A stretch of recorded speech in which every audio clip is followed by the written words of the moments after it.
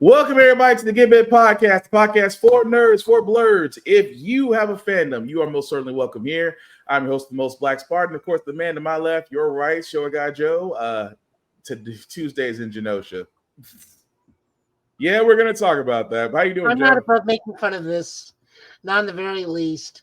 Hi, I'm Joe Tanolo, and let's just say you got to tug on your collar, or rather, the better way is, man, I'm so glad the mutants got this out of their system. It's nothing but smooth sailing from here on out. Oh, yeah, we're gonna talk about it. But as we always say, we are a little bit more on the season side. So sometimes our words do fly, but we do watch our language. At the same time, there may be things that might be shown that might be too intense for younger viewers.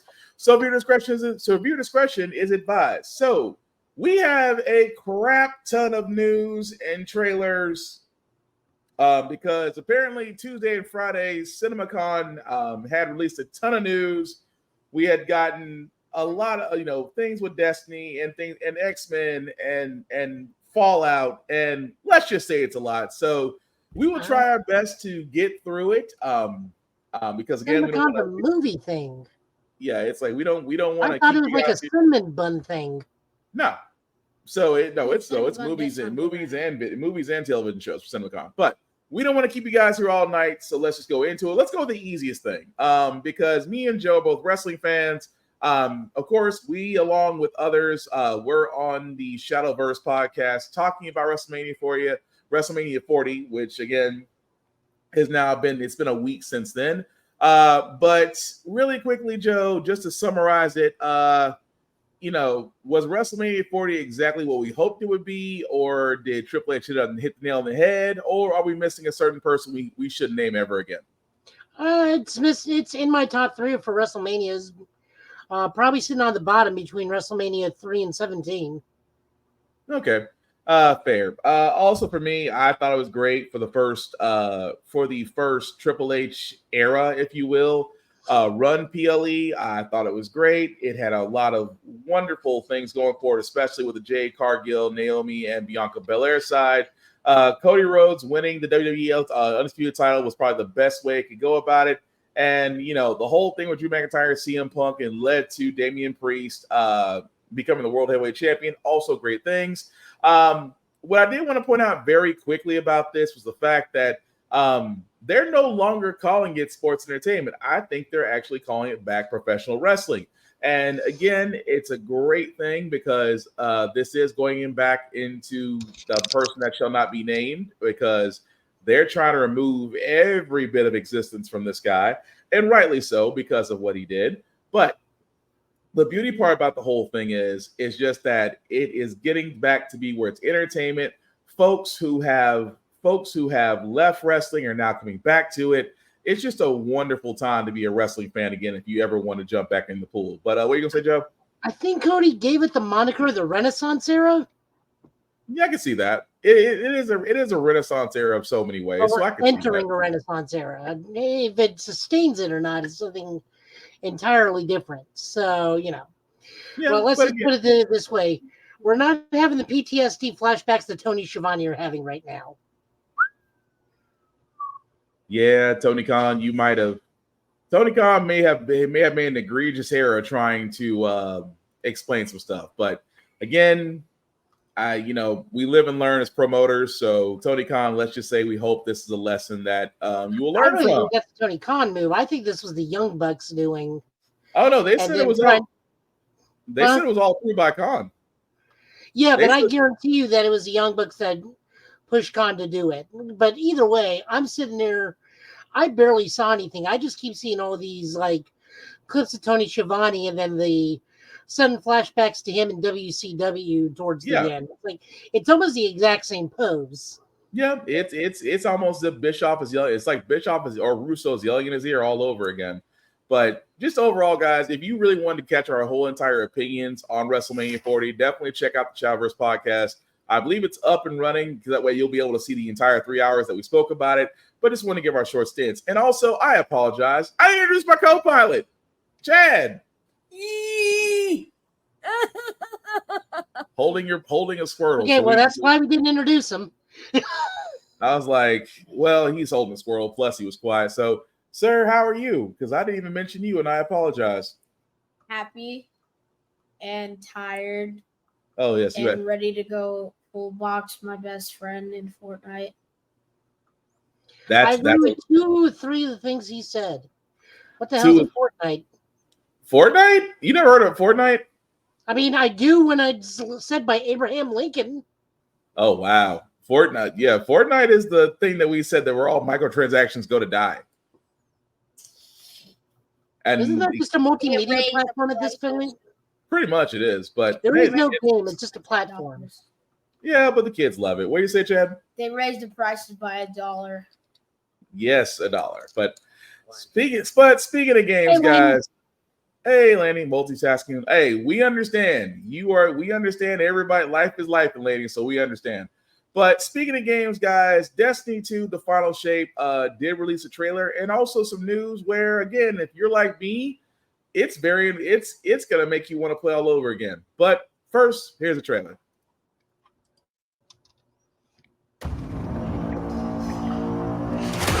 We need to go. Keep moving. Go! The witness brought darkness into the traveler to turn their threat into our annihilation.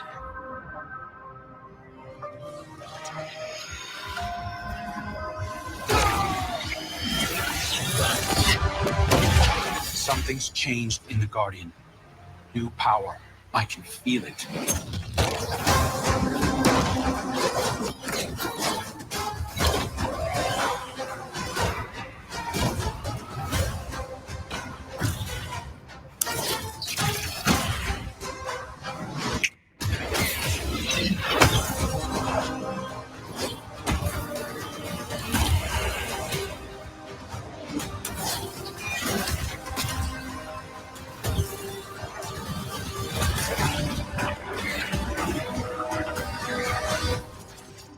Take this power, Guardian. Be brave in dark places, for we are the light of hope.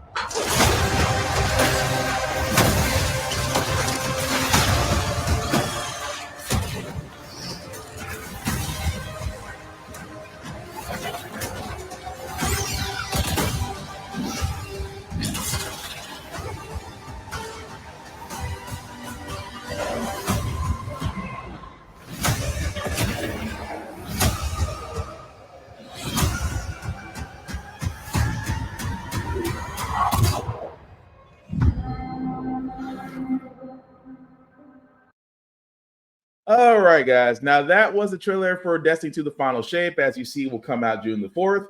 The beauty part about this is, if you're probably wondering, yes, you did see 2 subclasses both get used at the same time.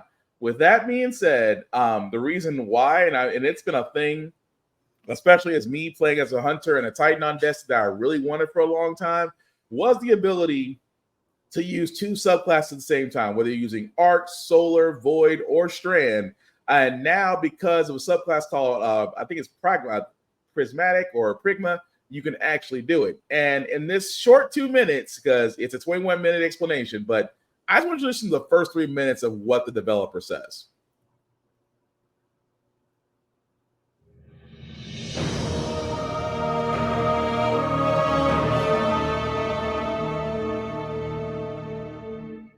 Hey everyone, this is Luke from the Destiny team. The Final Shape is the culmination of a 10-year journey. A journey that began on the Cosmodrome, took you to the Moon, Venus, Mars, the Reef, and beyond. It's a journey that'll end inside the Traveler with you facing the Witness. But facing the Witness is not the end of Destiny 2, and it's definitely not the end of Destiny. After you face the Witness, we're going to tell you what's coming next to Destiny 2 and beyond. We'll see you soon.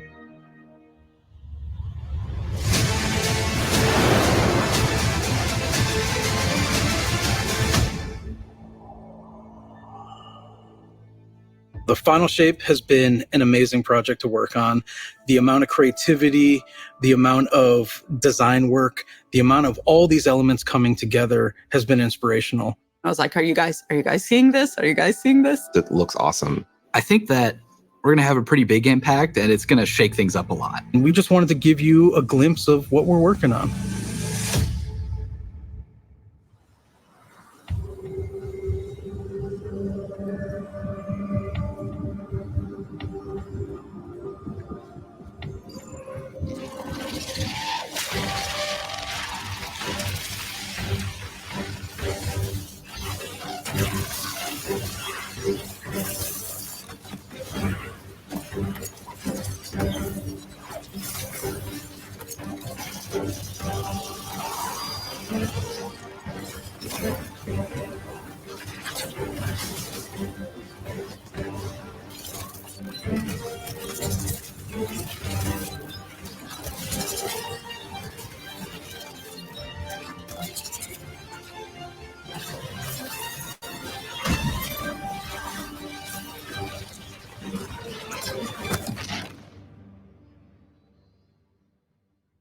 We are going into the pale heart of the Traveler, and the Traveler has chosen you, the Guardian, to be its champion. It's empowering us with gifts that we've never really had before. One of the concept artists early on created this very evocative image of a Guardian with light armor and dark armor. We're like, we really need this in the final shape. This is the ultimate form of being a Guardian, to wield light and darkness at the same time.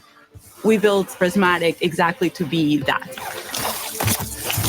Prismatic is the new subclass in the final shape where you can combine certain class abilities from different damage types together.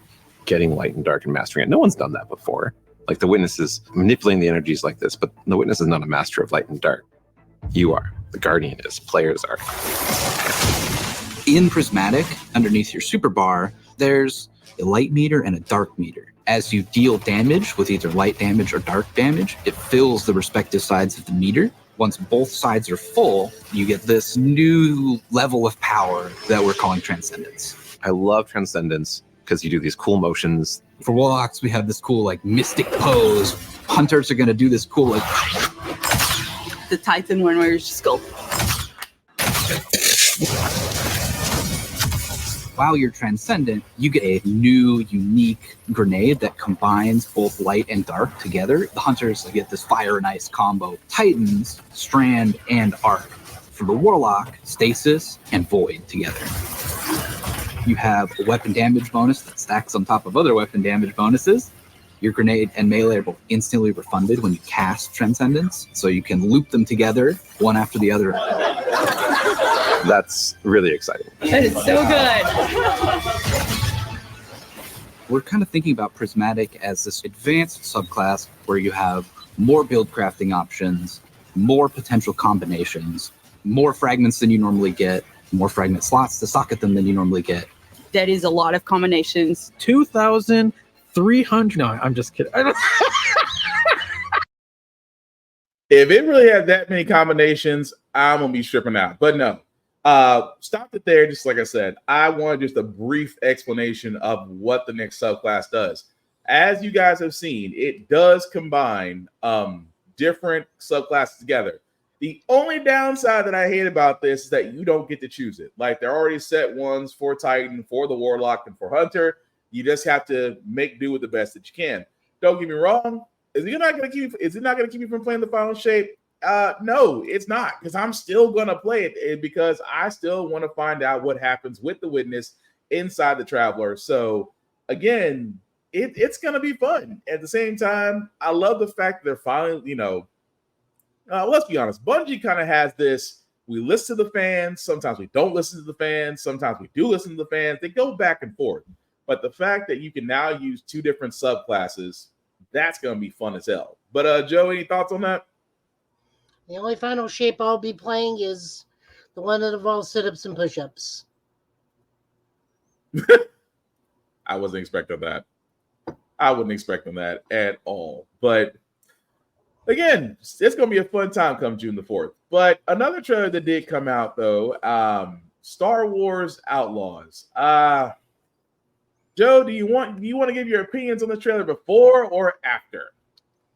It just still reminds me of Uncharted Star Wars, and The last game we got from the Jedi one with Cal Kestis was good. I don't understand the hatred for this. I don't see. I hear hatred, but I'm like, the hatred is what exactly? Hey, Kira. So, I am so sorry. Oh. No, you're fine. It's like, what? Well, explain for all those. Oh, I know what the hatred is. I forgot. So this takes place during, in between Empire Strikes Back and Return of the Jedi, and they are pulling characters from the Solo movie, which is what's getting a lot of people mad because no one likes Solo. So who's mad? I'm so sorry. Who is mad? It's Star Wars fans. Remember, they are people that are mad that zippers exist in Star Wars. So anything to make a Star Wars person mad. Kira of the Red Dawn, not our Kira, although you probably could run the Red Dawn Syndicate. Take the compliment. No. You're talking to a very avid Star Wars fan, so that's why I'm like, who's been talking out of turn? So the new Outlaw game, a lot of people are mad because they're pulling in characters from Solo. So because Kira of the Red Dawn is in this game, now people are starting to get upset, among other things, because now this may change the lore of the in-between spot between Empire and Jedi, which no one gives a shit. There's no lore. There's no lore. This is our lore for it. There's no That's lore. the point. As Kira has pointed out so eloquently, there isn't any. But like I said, for all those that have that's why they're mad. Wars out, yeah, but it's Star Wars fans. Well, toxic ones at that. I mean, you know how we feel about the toxic fans. But without further ado, guys, here's the trailer for Star Wars Outlaws. Each of you represents some of the most powerful criminal organizations in the galaxy. Pikes, Crimson Dawn, Hutts. It's a golden age for the underworld. The Empire controls every corner of the galaxy, but they're distracted by a rebellion that won't quit. It's an opportunity to make millions. Kay Vess, the underworld's favorite new scoundrel. We meet at last. What do you want? Zarek Besh. They're new, rich, and lethal. You crossed their boss Sliro, and now he wants you gone. Rob his fortune and buy your freedom. This job, it's a death wish. I'm in. Out here, you live and die by your reputation. You want to survive? Know the players. You're new to this world. What's your problem? Come back when you're not. Jabba, right? Look, don't try anything. I got a whole crew surrounding the... Okay, we're skipping that part. For about as long as I can remember, it's just been me and Nix. Doing what we have to survive. This job is my one shot at freedom. But if we're gonna pull this off, we need the right crew. And the right ship.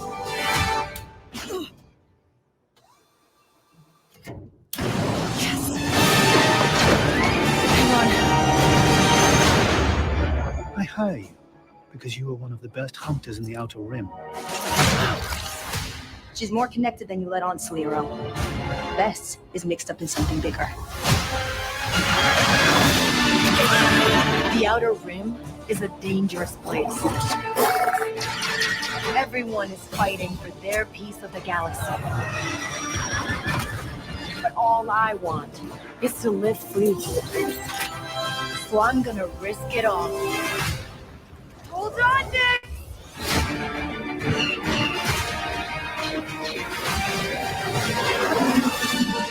Star Wars Outlaws pre-order available now. And that, guys, was the trailer for Star Wars Outlaws. Now, I'm going to be honest with you guys, and there's the man on the wall. There he is. Hey, Chris. Hey. The shuttles, I'm putting the shuttle in overdrive this weekend. Nice. Fair enough. Now, we just got through showing the trailer for Star Wars Outlaws.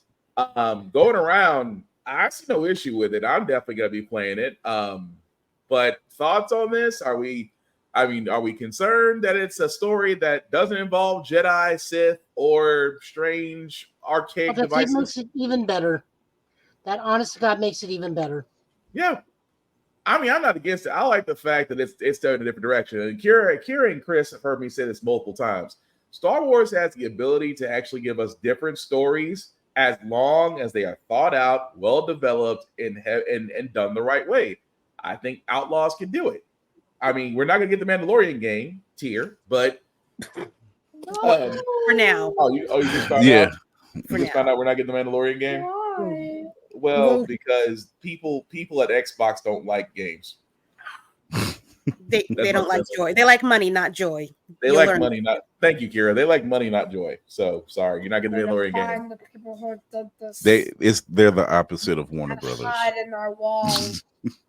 Hide in the walls. Good Lord.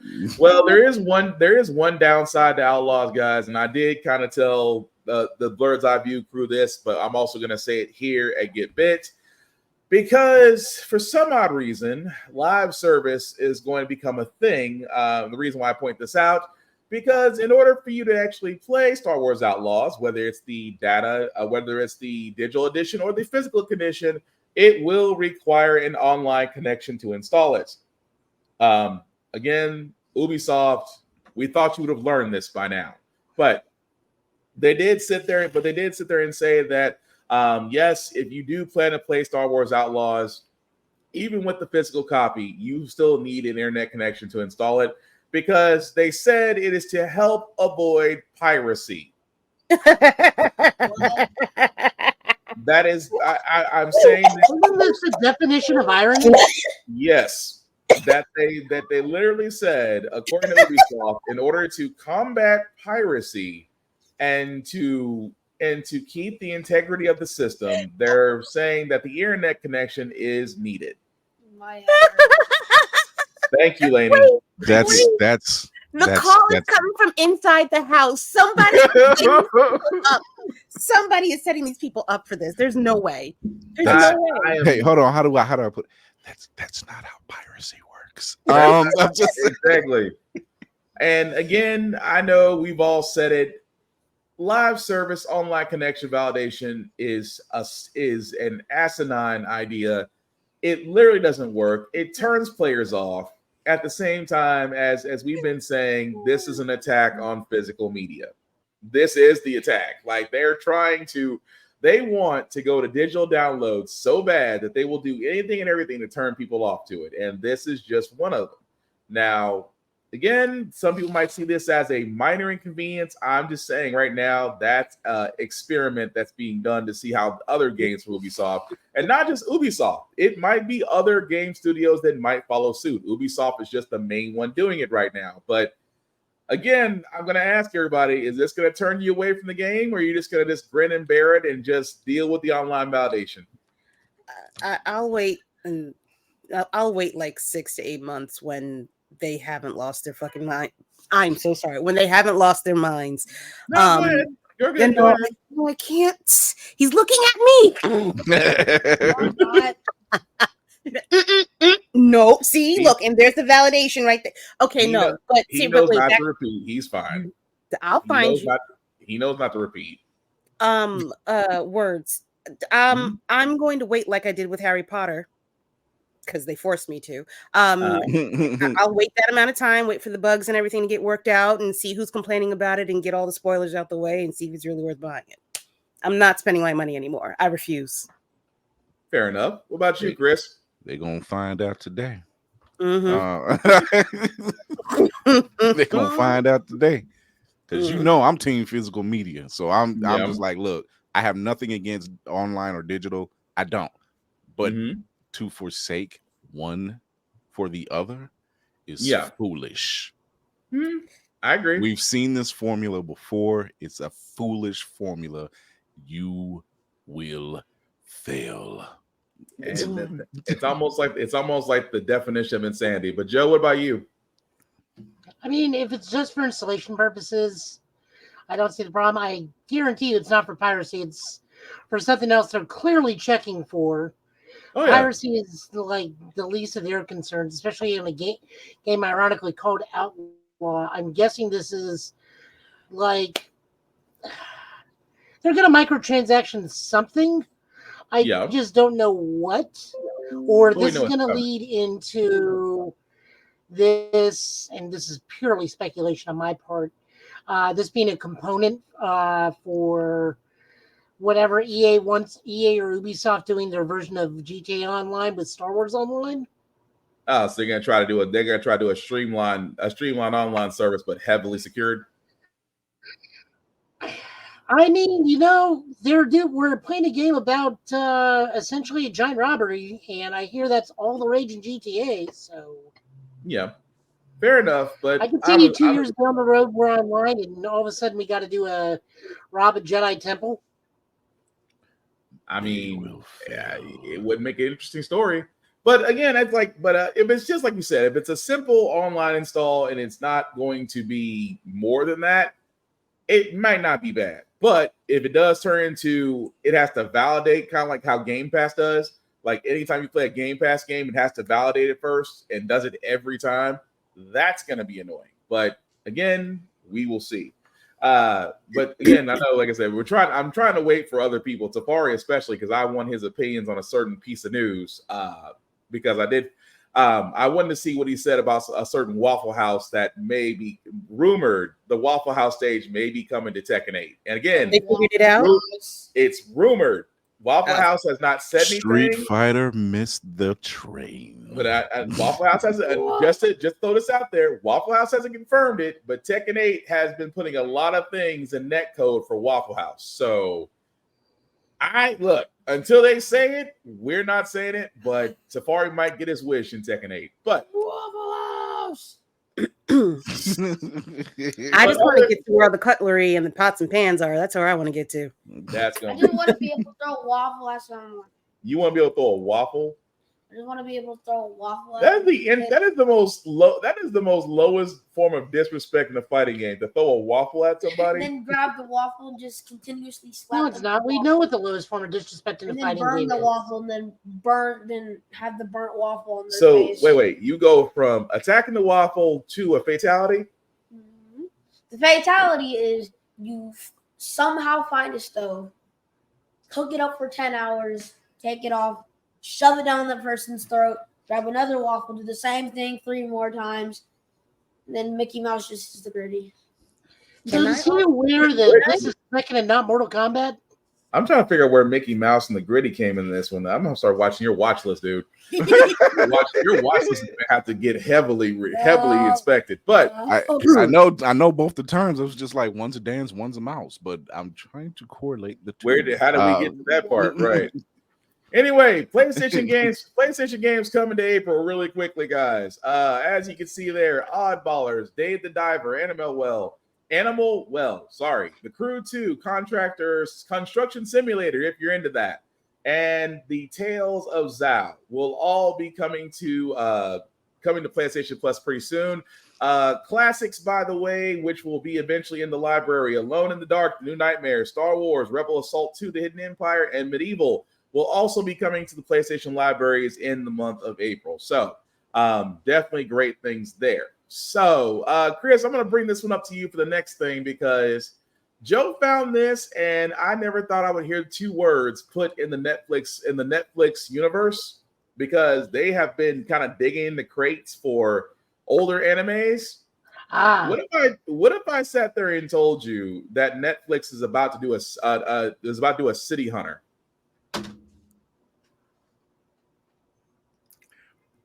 And it's live action. What in the Samuel L. Jackson? Right. It looks like you're doing it correct. Yeah. Interesting. And the funny part is, we do have the trailer for it.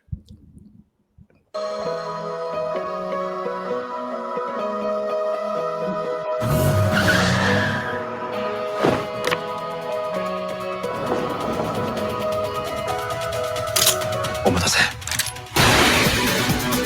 プラン B でいきますか。元から A なんてないだろう。兄貴を殺したのは誰？なんで殺された？邪魔すんなよ。脳に作用して極限まで筋力を高めるみたい。エンジェルダスト。昔戦場で使われた薬だ。こいつはよ、唯一正気で戻ってきたやつなんだよ。伸びてるよ、鼻の下。行くぞ。余計なものは見ない。狂ってる、この連中。敵取りに行くぞ。ウーバーイーツです。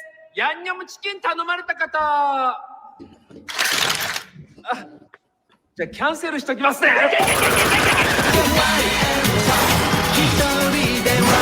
ランピーだ。元から上なんてないでしょ。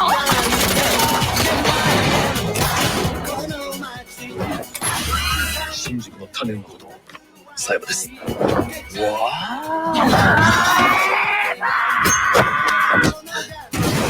下がってろ。お前を守ると約束した。私は戦う。やる。あんたもね。さすがシティーハンター。次はお前だ。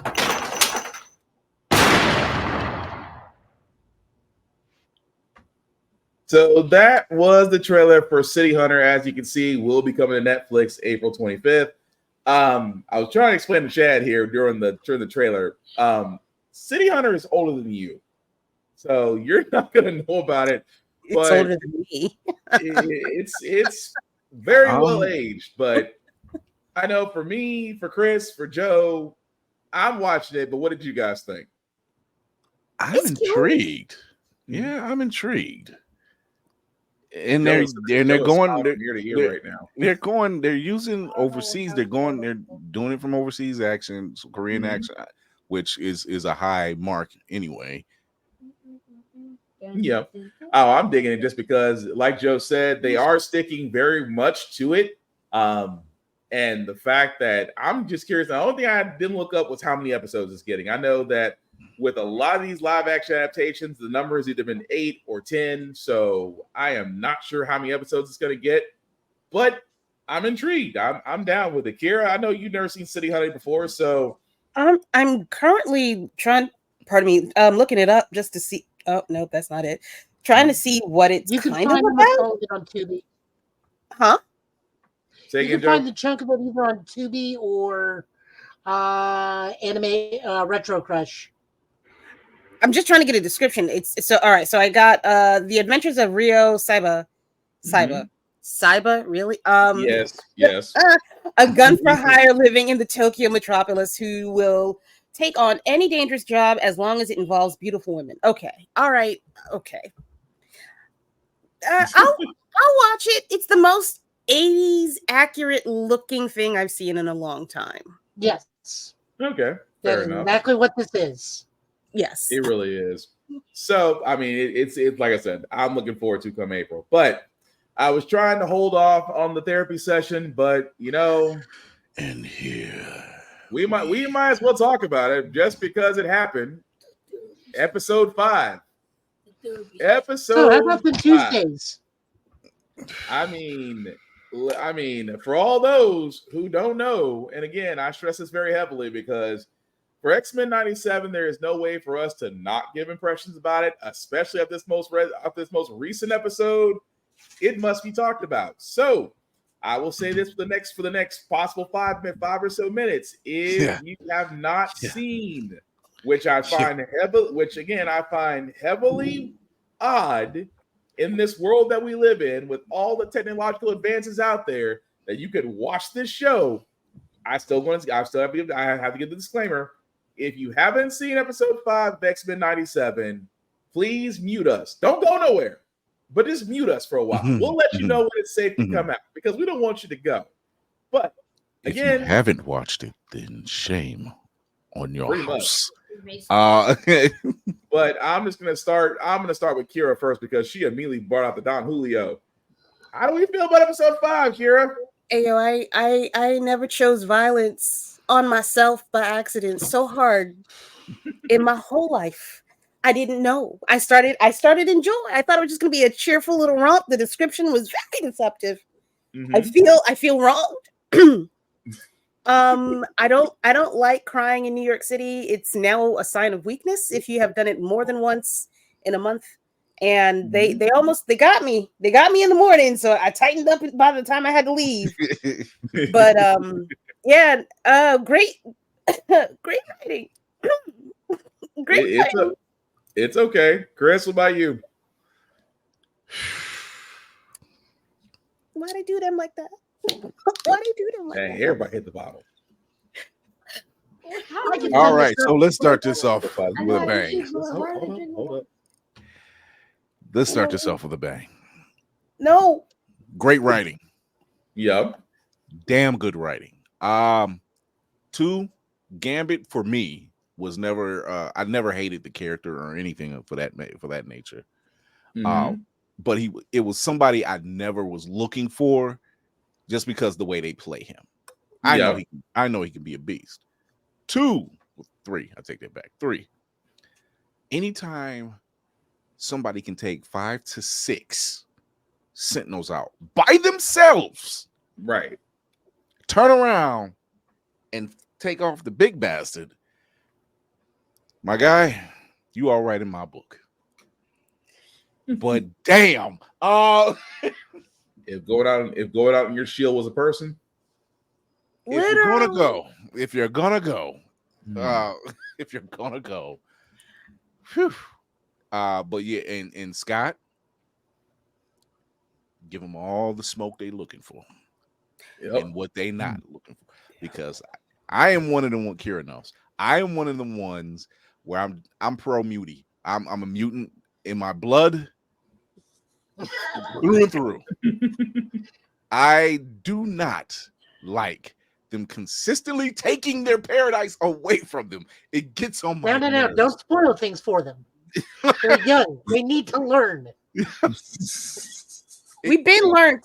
We learned last year and we learned this year. We're not even halfway into this year, and we had it. We got our innocence taken twice in less than 6 months. It's know ridiculous. the depths of emotional damage. Emotional damage is the word. But Joe, this is why I will always side with Magneto, because every time Charles is saying, I'm like, look, man, this stuff don't work. Do you understand? And it's like, like, yes, I'm not going to say not to save the people, but that dream you talking about is gone, my guy. You want some bullshit, Chuck? You want some real bullshit? Yeah, that's why when Magneto say, "Hey, we was minding our business," and they still came at us. Now, do you see why I do what I do? That's why you can't always follow pacifists. But Joe, what about you? As I said, this deals maximum emotional damage to just about damn near everybody except for me. Like, I'm just like, this is Genosha. It's a Tuesday. It's the second Tuesday. Well, no one's going to live through this. I actually paid very, very close attention to this, and I noticed a lot of things. First off, the Watcher was in the sky.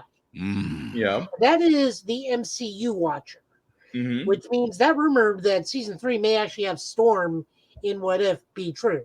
So we'll table that for later. I noticed that we very specifically, the youth of Mutant Society, was very much focused on Glob, Pixie, Boom Boom, and Skids, and Artie. Yes. That's very, very interesting, especially Artie being there, because Artie's powers are to take everybody's powers away. Or wait, that's not Artie. That's Leech. That's Leech, yeah. I get those two confused because they hang out so much together. They're like the dynamic duo. They're never split up, very rarely. And thing. The other thing, like, I looked at, it's like, I like the recasting of Cable's voice. I thought it very funny that Emma smirked when Maddie got outed for having the psychic affair with Scott by Demon, and Emma's just sitting there with that grin. It's like she's either taking notes for later. It's like, well, this man is susceptible to this, or she's like, well, I got to put this one in my back pocket for later. Emma's just drinking the tea right now. Oh yeah, just sitting there. It's like, I'll bide my time. This Summers character will fall for any psychic at this point. That's true. It used to be just redheads. Now it's just psychics in general. So just in general. Scott had a thing for Psylocke back in the 90s for like a hot second. And then he realized that he shouldn't keep he can't really keep his thoughts close with telepaths. Oh no! Like that actually legit went somewhere for like half a year. They were a thing. Yeah. It was. The other thing I noticed is Magneto speaking German very briefly. Now I doubt Magneto and the Morlocks are gone. They probably got the Shield probably dug underward, or they probably got one of the Morlocks to sink them underground. Gambit's gone, but this is the X-Men.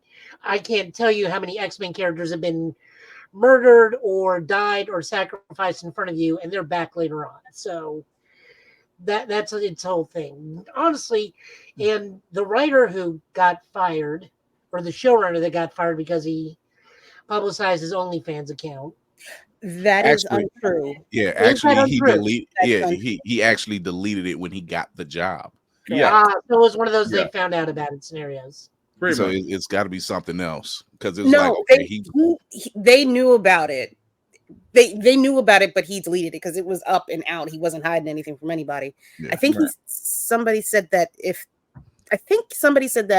DeMeo said if he could have kept it, he would have, but they weren't gonna obviously let him. I have theories about something about that. Not the OnlyFans. Right. Well, now we know that he's terminated under mysterious circumstances, but he did actually come out recently in an interview and say episode 5 was the pitch to Disney on how he got this agreement, and I understand the reason why. Now, jokingly, this is only the tip of the tragedy iceberg for these new watchers.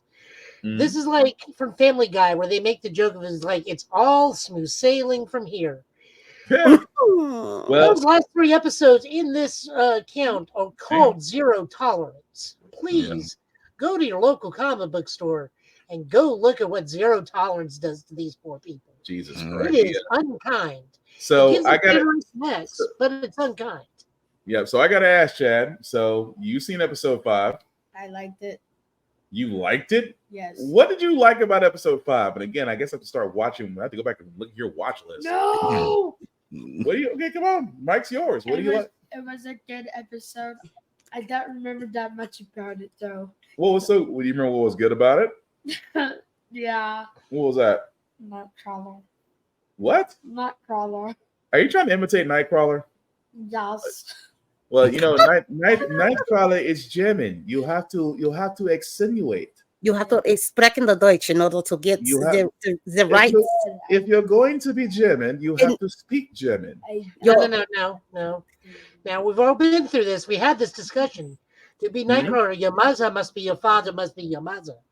See, your mother and your father. Your mother is your father, is your mother. I feel like we're going to an Austin Powers reference at this point, but no. So okay, it's okay. So Nightcrawler was your favorite. So what else about him? I just like Nightcrawler. That's it all. Reminded me of the Nightcrawler from Ultimate Alliance 3. Oh, so it's like the very eccentric Nightcrawler. Alliance 3. So it is the yeah. You heard what Joe just said? It's basically the same character. Yeah, it is the same character. He's Bill Rogue's little brother. Yeah, True. Or older brother. So I guess myself to wrap this up. Yeah, it was emotional damage. Shout out to Gambit. I love the fact that whoever is writing the dialogue for these episodes, because Magneto comes in with the most smoothest cutbacks. He said, I didn't expect your leader to be terrorist. And then that line, well, some of you let some of your world leaders be terrorists. While the Sith, and he wasn't lying. I mean, no lies detected. The Sith. The part that killed me was the level he said it in the Sith. I was like, that whoever did that, number one, is genius. And the whole thing with Gambit and Rogue, and Gambit, thinking that he lost Rogue, and that some things are deeper than skin share. I was like, dang, that's beautiful writing. And of course, that man just proposed to you. Ooh, he just proposed to you. And the thing is, she's the one that's turning him away. Yeah, it's not him. It's just, okay, you keep turning me away. You for whatever your reasons, which we know what they are. But you keep pushing them away. So you're just like, all right. But the thing about it is, though, Gambit. I'm sorry, but the thing about it is, though, Gambit did, again, I have to give him credit. The man went out on a shield. And, of course, episode 5, remember it, it's like, how else do you sit there at a tri-head sentinel who literally was wiping the floor with everybody, and at the end of it all, you sat there and said, name's Gambit, remember it, and took him out with you. And that's not the only time he said that, but that is such... Yeah. It's a boss way to go. Because they said he's neutralized, and he was like, my name is Gambit. Yeah. Remember it, mon ami. He's just like, your name is Gambit, mon ami. Remember it. And I'm like, you're gonna go. What are you gonna say, Joe? Now, put this in the comic book perspective for a lot of people. The last time we had a Tri-Sentinel was during the period of Onslaught. And it wasn't the X-Men that took him down. It was Spider-Man powered by the unipower of Captain Universe. Yeah. So it was that much of a threat to take out. So Gambit doing that solo is pretty impressive. A little bit overpowered for Gambit, but Gambit's Gambit. I mean, also the reason why Rogue turned him down, probably she was not ready to be a cat mom. I mean, he's got Lucifer, Figaro, and Oliver. He just wasn't ready. To be a cat mom. Fair point. But again, it's emotional damage for episode 5. We're gonna see what 6 brings next Tuesday. So we do have a couple more trailers. They've been bringing fire. Oh, yeah, they've definitely been bringing fire. I think it's resolved next episode. Yeah. We hope to see that, but we still do have 2 of the trailers because we have Cinemacon news. Because, like I said, between Thursday and Friday, they just sat there and said, "Here's news, here's news, here's news, here's news." That's all we got for the better part of Friday. Because I can't tell you how many times I've rewritten this news slate. But going from emotional damage to why the crap do we need this? Joker, Folie à Deux. I thought you were going to talk about Velma. I was gonna no. Velma. The less said about that show, the better. Velma is a dumpster fire. That how in the world did that get a second season? But anyway, yeah, they leaked everyone but Sonic 3. Cowards. Tafari said they leaked everything but Sonic 3, which goes so you Paramount is more tight-lipped than Diddy. Anyway, the pirates we have now are not the same pirates of old. That's all I'll say. That is very true. But you see, when they have a hedgehog with an Uzi, they can't leak too much. Well, tell that to the people that decide that Joker sequel was the next was a good idea. But anyway, here's the trailer. Let's go, boys. It's showtime. Wakey, wakey. Hey, Fleck, you got a joke for us today?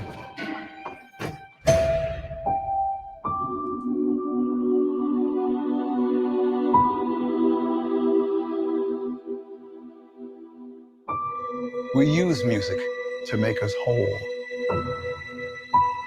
to balance the fractures within ourselves. I'm nobody. I haven't done anything with my life like you have.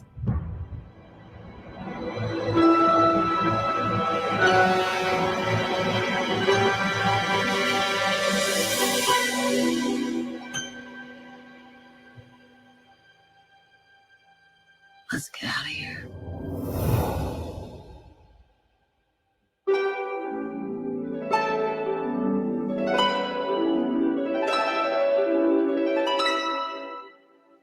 What the world needs now is a love, sweet love. It's the only thing that there's just too little of. What the world is now is love, sweet love. Tell us, what's changed? Are there? I'll tell you what's changed. We're not alone anymore. That's what we should be talking about.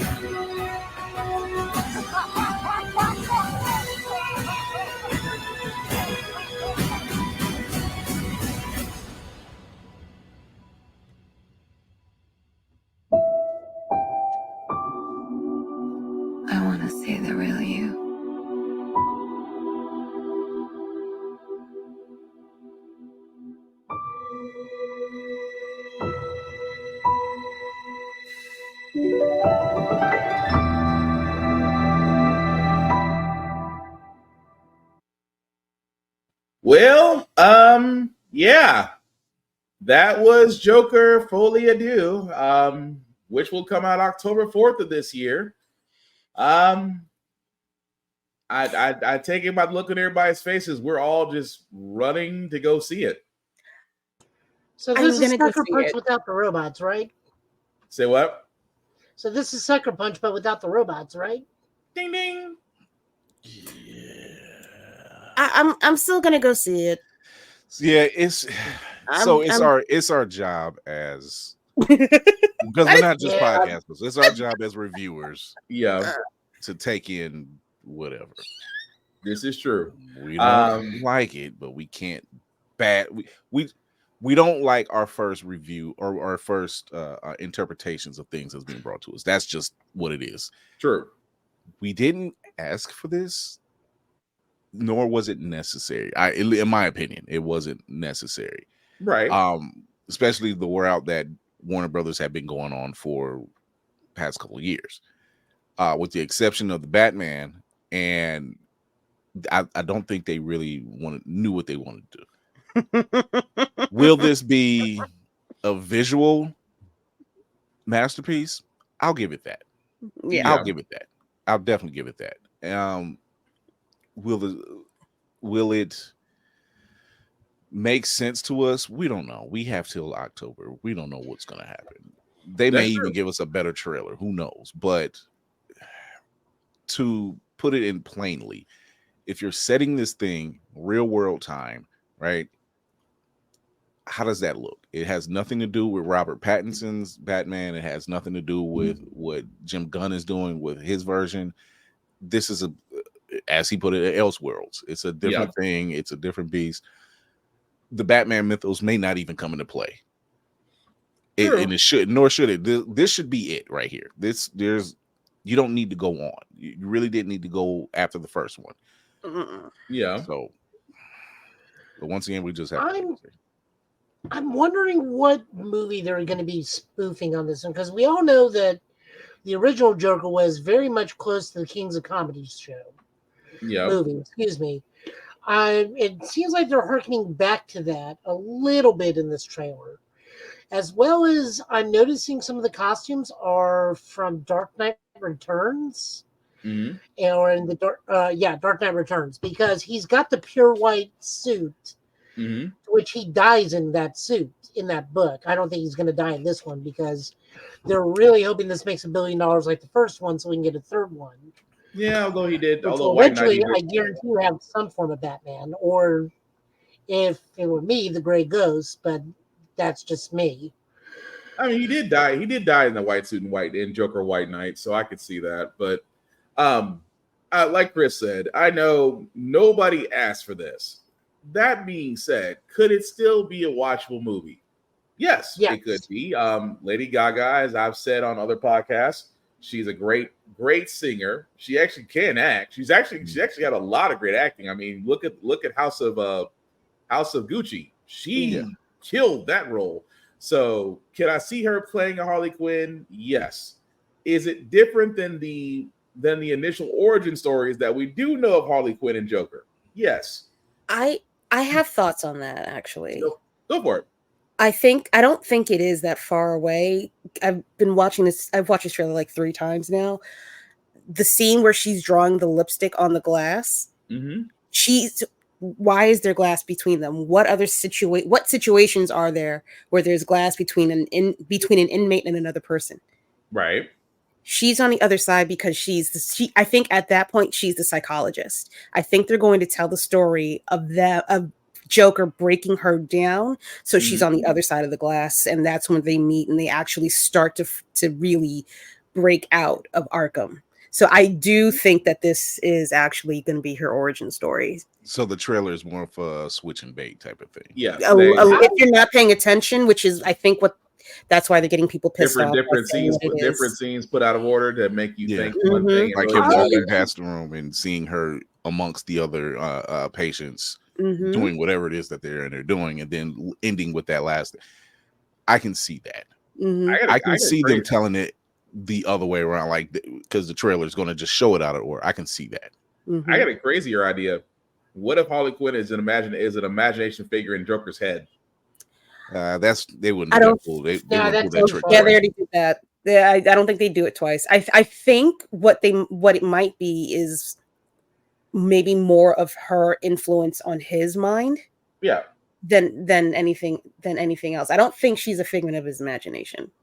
It's a twist, but that's my guess. What are you gonna say, Joe? I think we're also assuming, since this is Harley Quinn, that she is a psychiatrist. We don't know what she is in this world. My take on this is that she's a patient that gets released mid-movie, and they have a brief whatever meeting or encounter, and then they just become fixated on each other, and that last scene is her leading normal life, and then getting him out, and them going on whatever spree they're on afterwards. But I think the opening, or just my thing, is she's been there longer. She's been there, and then she leaves and gets like, "You're right, you're free to go," or holds it together long enough to where she can get out to visit him to bust him out. I can see that. I don't know if we're for sure getting the psychologist Harley Quinn, but we're definitely getting something where she's able to leave Arkham before he is. Yeah. So, Chad, does this make you want to watch it? No? Okay. I figured I'd ask. Just get your opinion. But go ahead. I can't even watch the first Joker movies, and why I watch this. Fair point. You did not get to see the first Joker movie for good reason. So you're exactly right. Even though it's weird that you're making logic on that, yeah, you watch Five Nights at Freddy's. But anyway, that's a kids movie. I mean, their kids' movies have changed. I was like, but then again, I watched Child's Play as a kid, so does that tell you? Yes, but a 80s PG is today's R. That is very true. Yeah. But anyway, outside of that, guys, we do have one last trailer before we get to Fallout, because again, I want to know everybody's opinions on that, and then we'll get into the massive news that is Cinemacon. So, Mortal Kombat 1 did release a character for a new fighter that I did not think they were going to do. They brought back Ermac. Here's the trailer.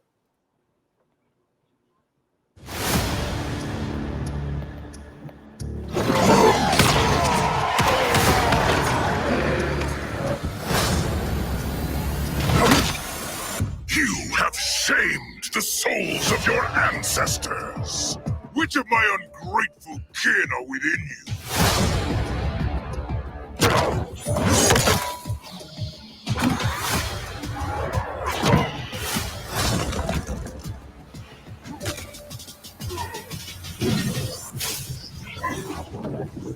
Fight.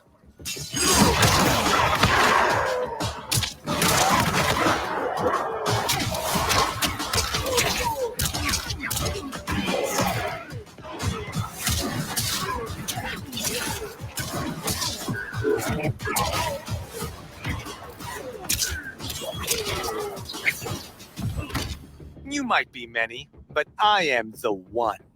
You are not even Earthrealm's champion.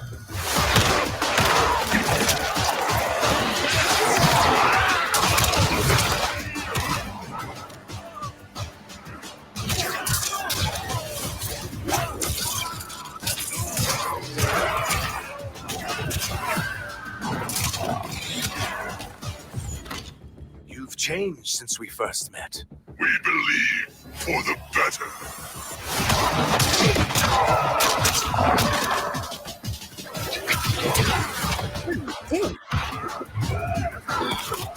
Whoa.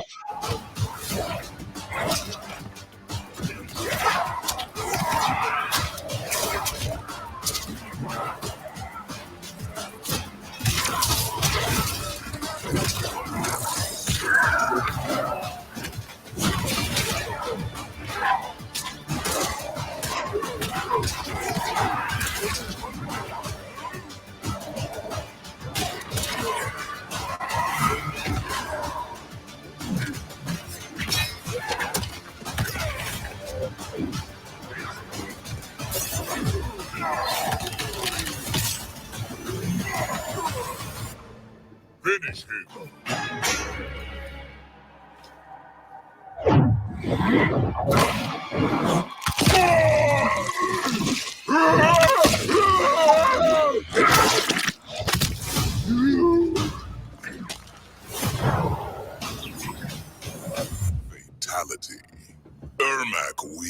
is.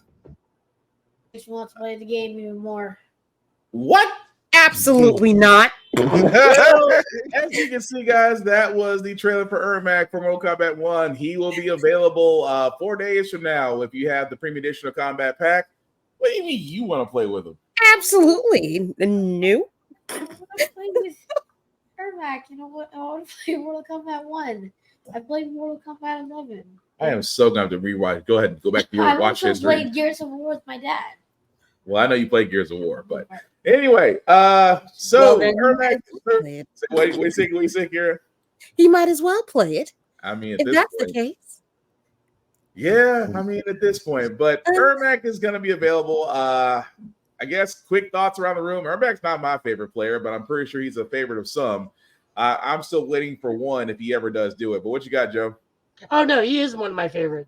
I mained him in MKXL. I was mad they didn't put him in Mortal Kombat 11 real well. They neutered the crap out of him. I was not happy. This one does make me interested if I ever get around to getting the game.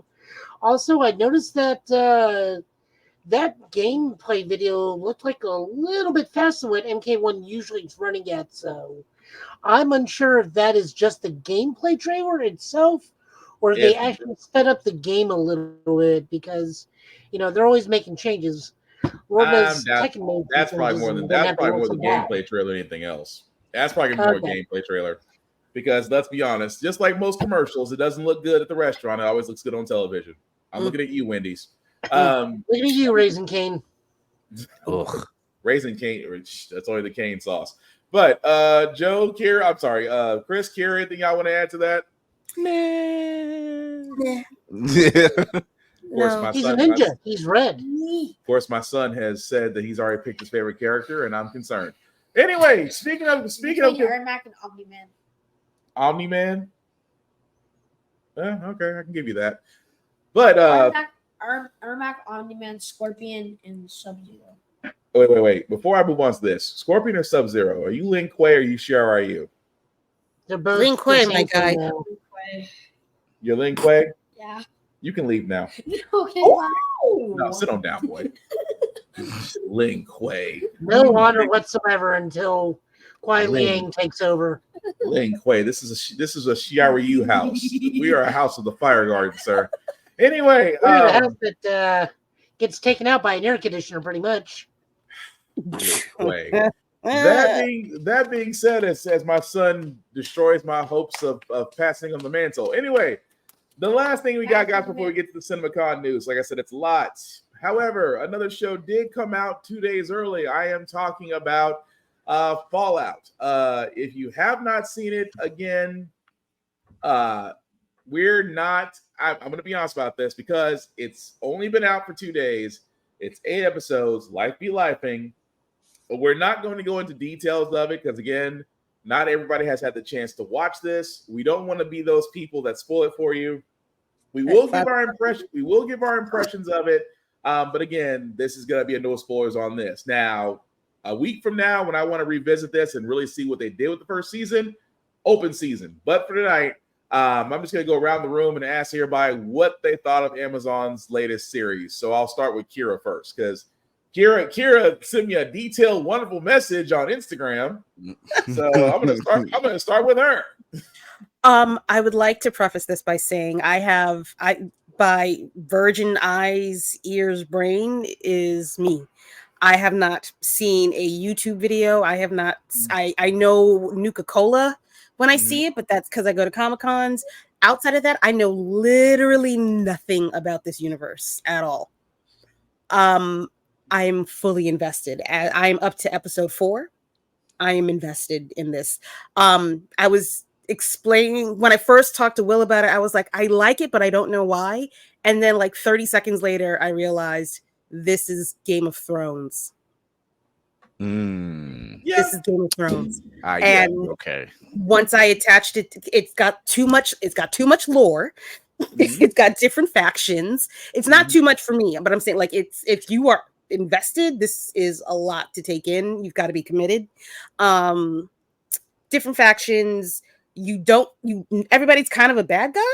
Everybody's potentially a good guy. Yeah, this is I'm in zombies very much. Thank you.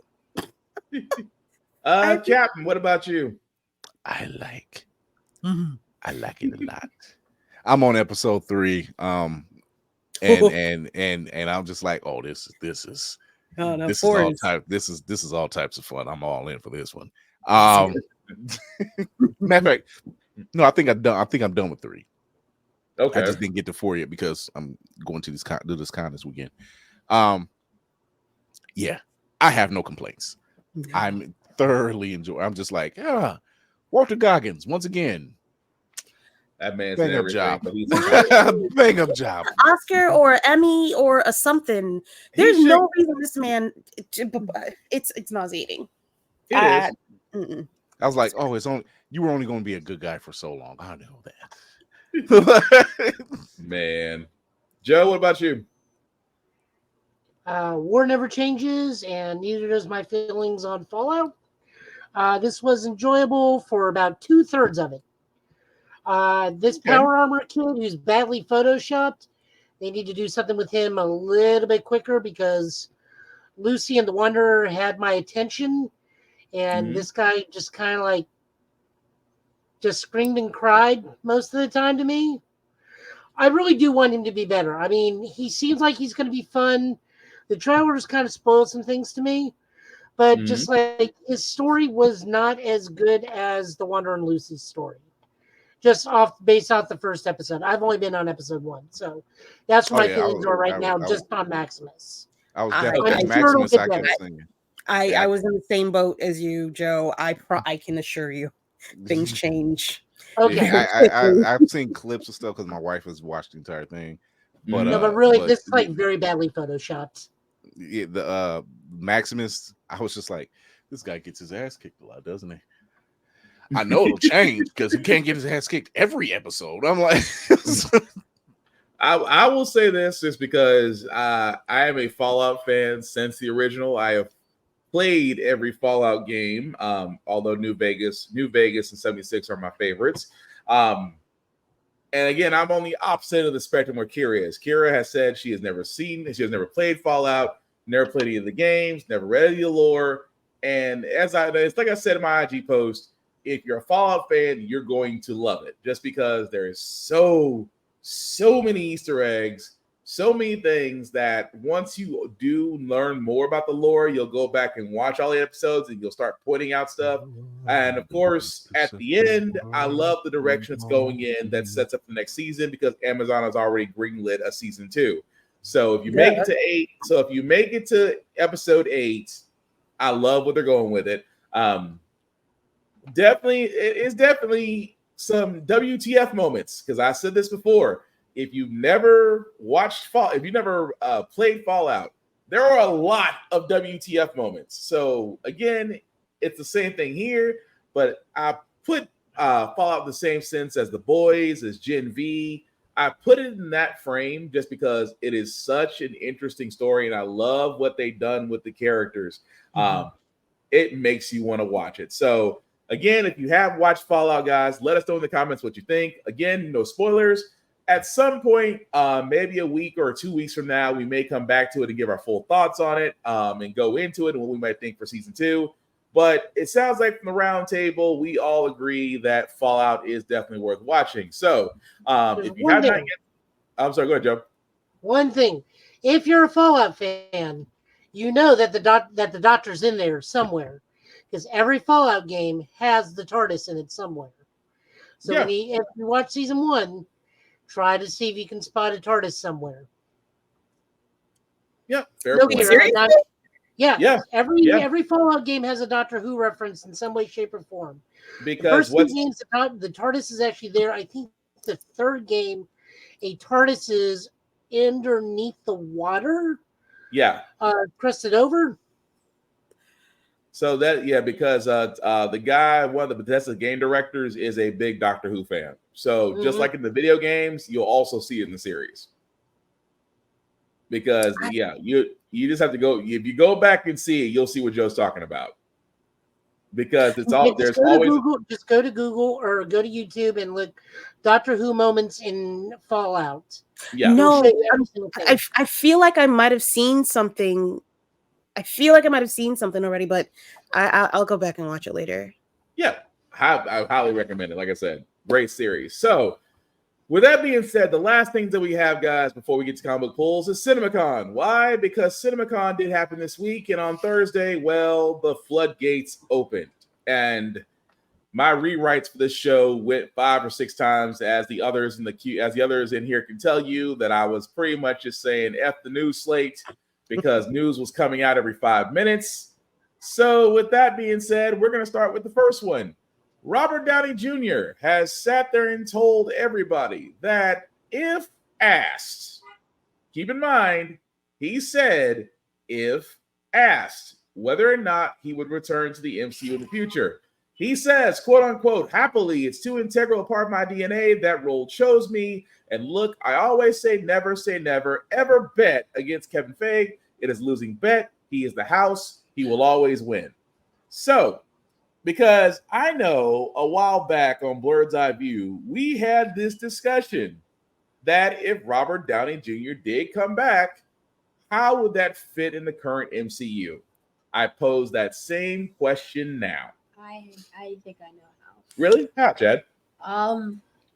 If I'm thinking correctly, if my brain is working the way it should be, okay, then I'm guessing they might go AI Stark. Well, I mean, that's a possibility, considering the fact he was no longer with us on the mortal plane. So that's one way to look at it. Guys, if Robert Downey Jr. does come back, I mean, does this change the way that Ironheart is set up? Does it change the way we do Secret Wars? Thoughts? My thing is, if we're dealing, and like Chad said, I was on that train before because we've seen this happen. Like, download his consciousness on AI. He's been dealing with Ultron, and he's got a Friday and everything else. Why not? Why wouldn't he? It just makes some sense, right? Yeah. I mean, I'm gonna just use the AI theory. He downloaded a part of him and Bruce used part of their, not their consciousness, but their brain patterns to create Ultron, right? Right. And that did not work. What Tony does, if you watch every version of every appearance he has, he learns from the past appearance. So his past mistake. So he creates something to stop that said mistake. Why wouldn't he say, okay, maybe my brain pattern wouldn't work. Maybe I should create an AI version of myself. That way I know it's not going to corrupt anything. It's me. Why wouldn't he do that? And then there's the other theory. They're dealing with the multiverse. Yeah. Infinite number of possibilities with Tony Stark. That is also true. So there's 2 ways to go about it. I'm prone to. I'll go with the AI version, especially if you're dealing with Ironheart. That, you know, she's reverse engineering this stuff, and of course she's going to come across something. Yeah, she might unlock something that no one else has been able to unlock. They're still doing Armor Wars, so are they though? Yeah. Yes. Armor Wars is still a thing. It's still a thing. Armor Wars and Ironheart. Okay, Ironheart. I think they're both done. Actually, they're both. They have both finished post production. They're just pretty much sitting on a shelf right now. Yeah. So they're not Batgirl status, but they're in that ballpark. But I think they're going to move forward. They are going to move forward with releasing them. But I'm with Chad on this one. If Tony Stark does, if Robert Downey Jr. does reprise the role of Tony Stark, do we see alternate MCU Iron Man? Do we see the AI of Tony Stark? The possibilities there are endless, and considering the fact that Chris Evans also said that he would come back to the MCU, we can also see an alternate. We can see an alternate Captain America. We can also see Colonel America. Yeah, we could. We really good. Not Hydra, I'm okay. Somehow, some way they can do it. You know, the Captain America video game that's coming out. Yeah.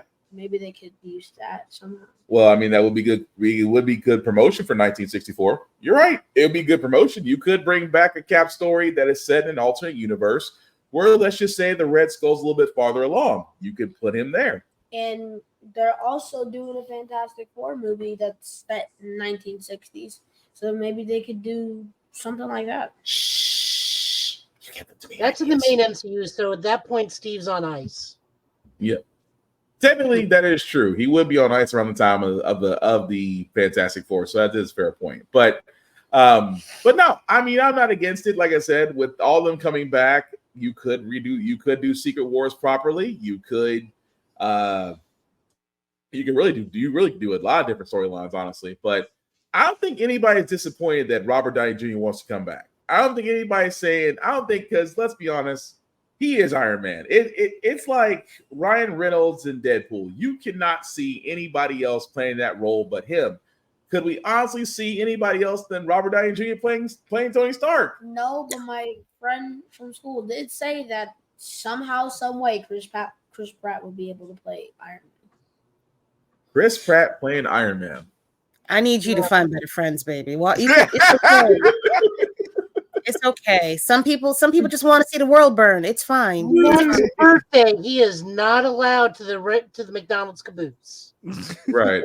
Like I said, I'm gonna leave that one alone. But that's not the only news we got. It's okay. But aside from that, what you say, Joe? Kira, what's your take on the Tony Stark thing? I've got like a lean towards maybe a mix of the two. Mm-hmm. If you have Tony from another universe come in and help Ironheart build the AI, and he's already got his voice there to guide her with whatever it is that she needs, I feel like that would be a much better fit. He's younger. He can relate to her a little bit better. He's open enough to take in her thoughts and ideas, and she can kind of identify with him. He's not the family man yet.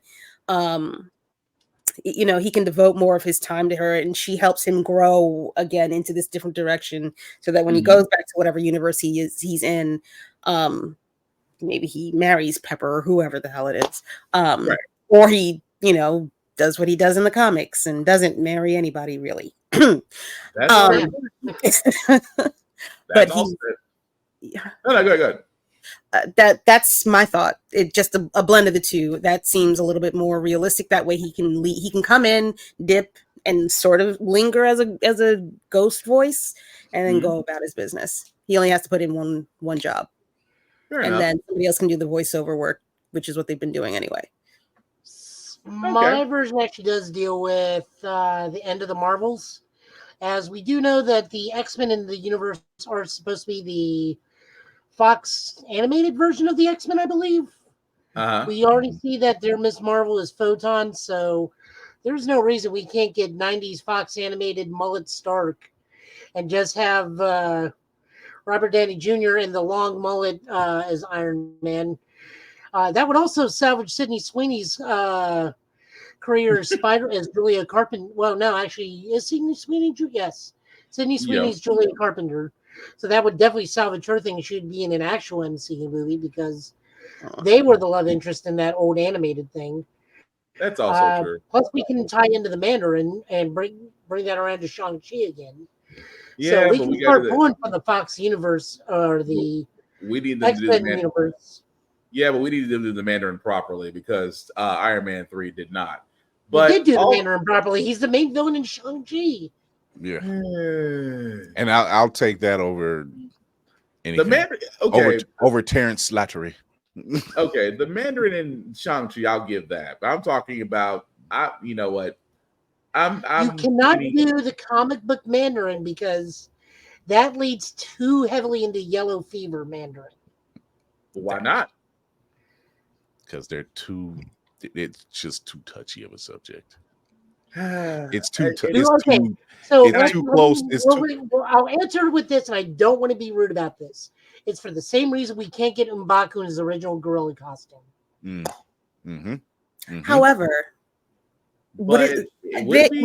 they can pick and choose what they want to be sensitive about because they're bringing in the Israeli Captain America chick. So no, I thought they nixed it. I thought so too, and apparently not. Nope. And that's the reason. And that's the reason why I said what I said. If you could, again, I don't mind the 8 costume, but that's a discussion I will table for another day because I didn't really see anything wrong with it. But the other things that we did see from Cinemacon, by the way, if you believe this with a grain of salt, because this was a screenshot, and I apologize, guys. I wish I could make this bigger. I wish I could make this bigger. So I apologize. I'm just going to read it if you guys can't see it. So did you not open it in the window? Yeah. So with the Walt Disney Studios, they gave a theatrical release schedule. They said that Kingdom of the Planet of the Apes, which I'm surprised is another movie, comes out May 10th.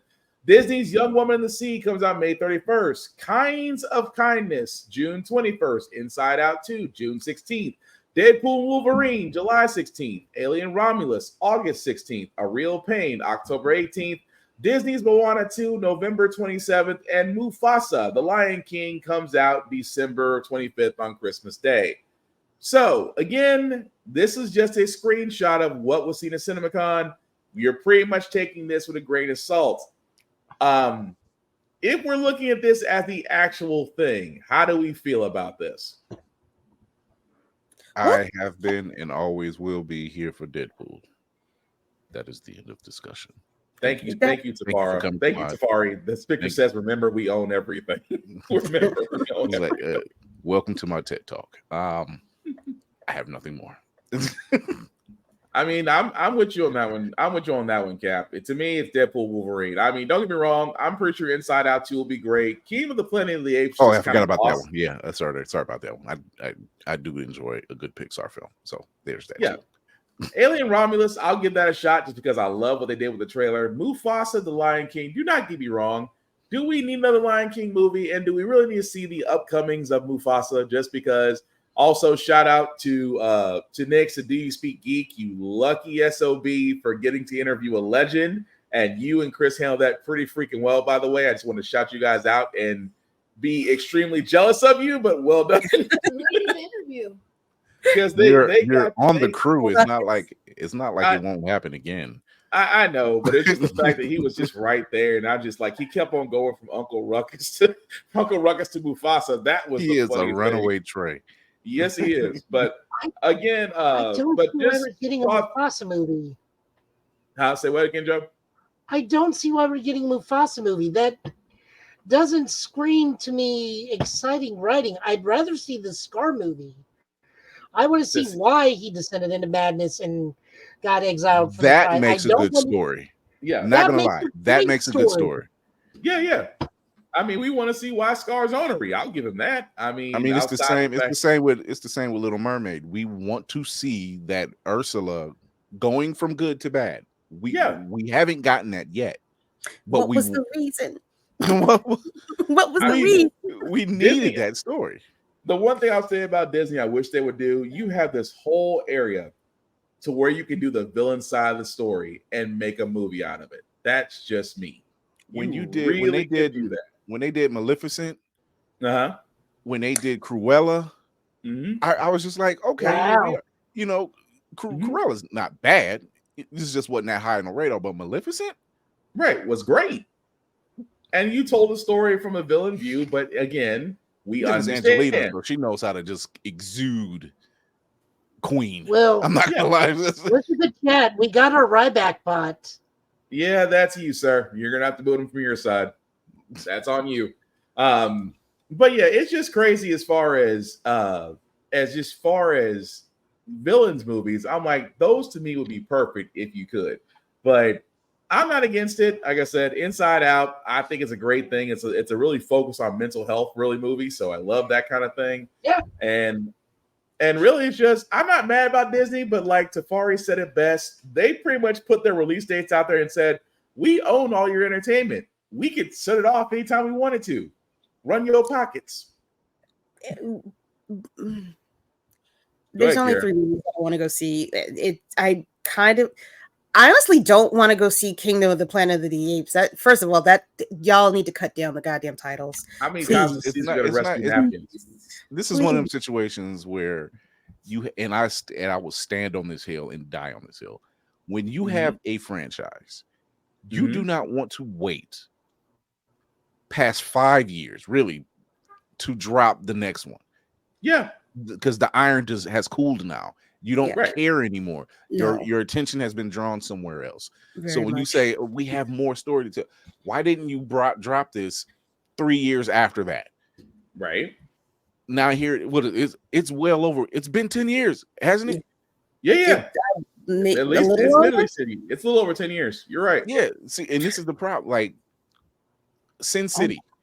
Sin City is a great. I've read those novels. They're great. Sin City, A Dame to Kill For, great. Yeah. But how long did they wait? 10 years to give you Sin City, A Dame to Kill For. By that time, the nostalgia has worn off. Yeah. Nobody's really interested in seeing it. Really and truly. But I'll leave it at that though, just because Disney has shown us what they will do. We know Deadpool, Wolverine, July cannot come fast enough, especially with the news that we've heard. But other news, again, like I said, Friday was We're Throwing Everything Day. Even though we know a game for Teenage Mutant Ninja Turtles: The Last Ronin is coming out, they've been teasing it. However, they have told us that a movie is in the works for The Last Ronin, and it will be rated R. Can we go see it? This has to be streaming only. Next time, don't ask on recorded media what we can go see. So we're offline, Chad.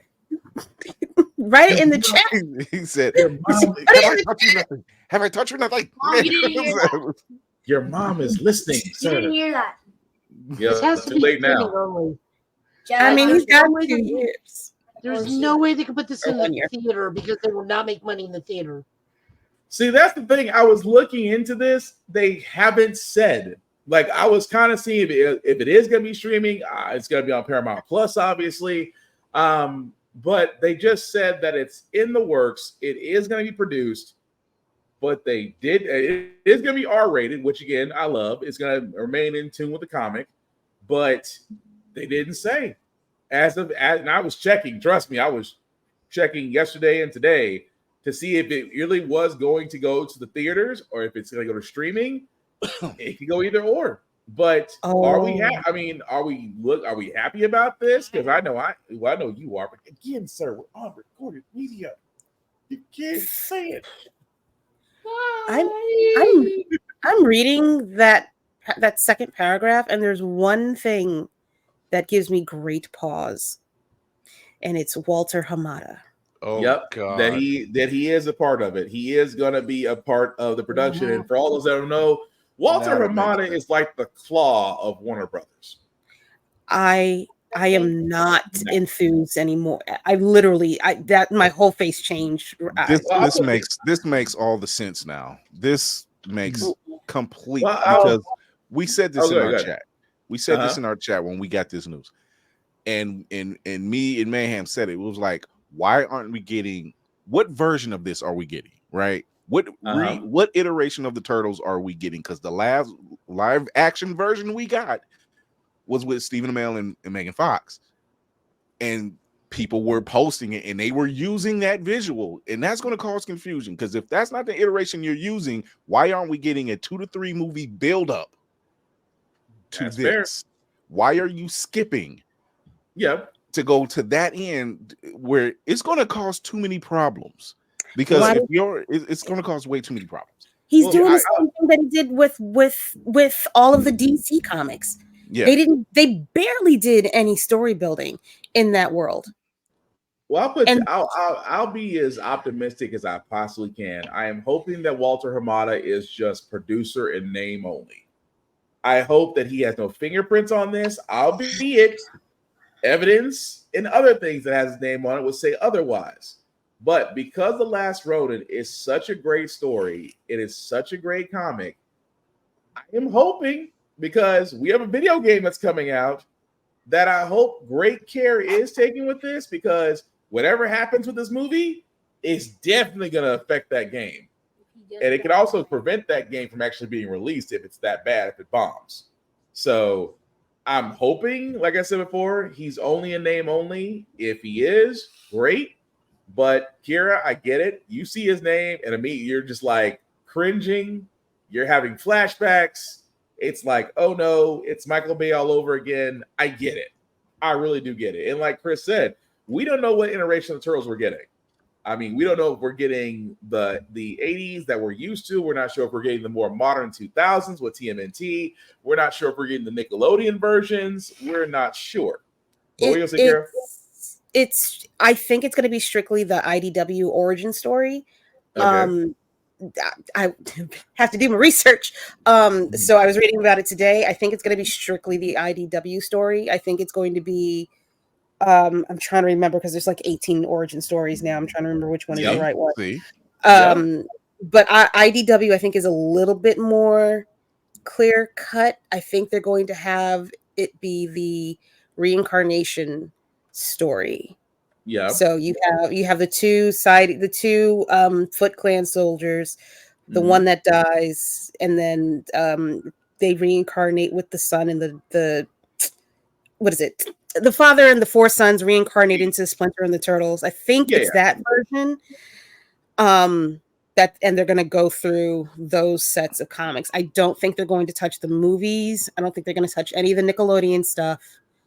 Because I believe that's a separate time period because Nickelodeon bought it from Mirage from 2009 to present. Yep. So I think IDW overlaps a little bit, but not much between. I think Mirage. I don't know anymore. But you might you might have a point. The fact that it is going by the IDW. I have to say it because my tongue does this. But if it does go by that storyline, I'm okay with it. But like I said, I hope if DC is smart, because I know Gunn has nothing to do with this. I kind of wish he did, but if DC is smart, hopefully the marketing behind this will learn. I hope. It's a lot of hoping, but I hope. But Joe, I'm gonna throw this at you because part of Cinemacon did give us news about the Thunderbolts. I still want to talk about the Turtles. Oh, I'm sorry. Go ahead. Well, Chad also had something too, so go ahead first, Chad.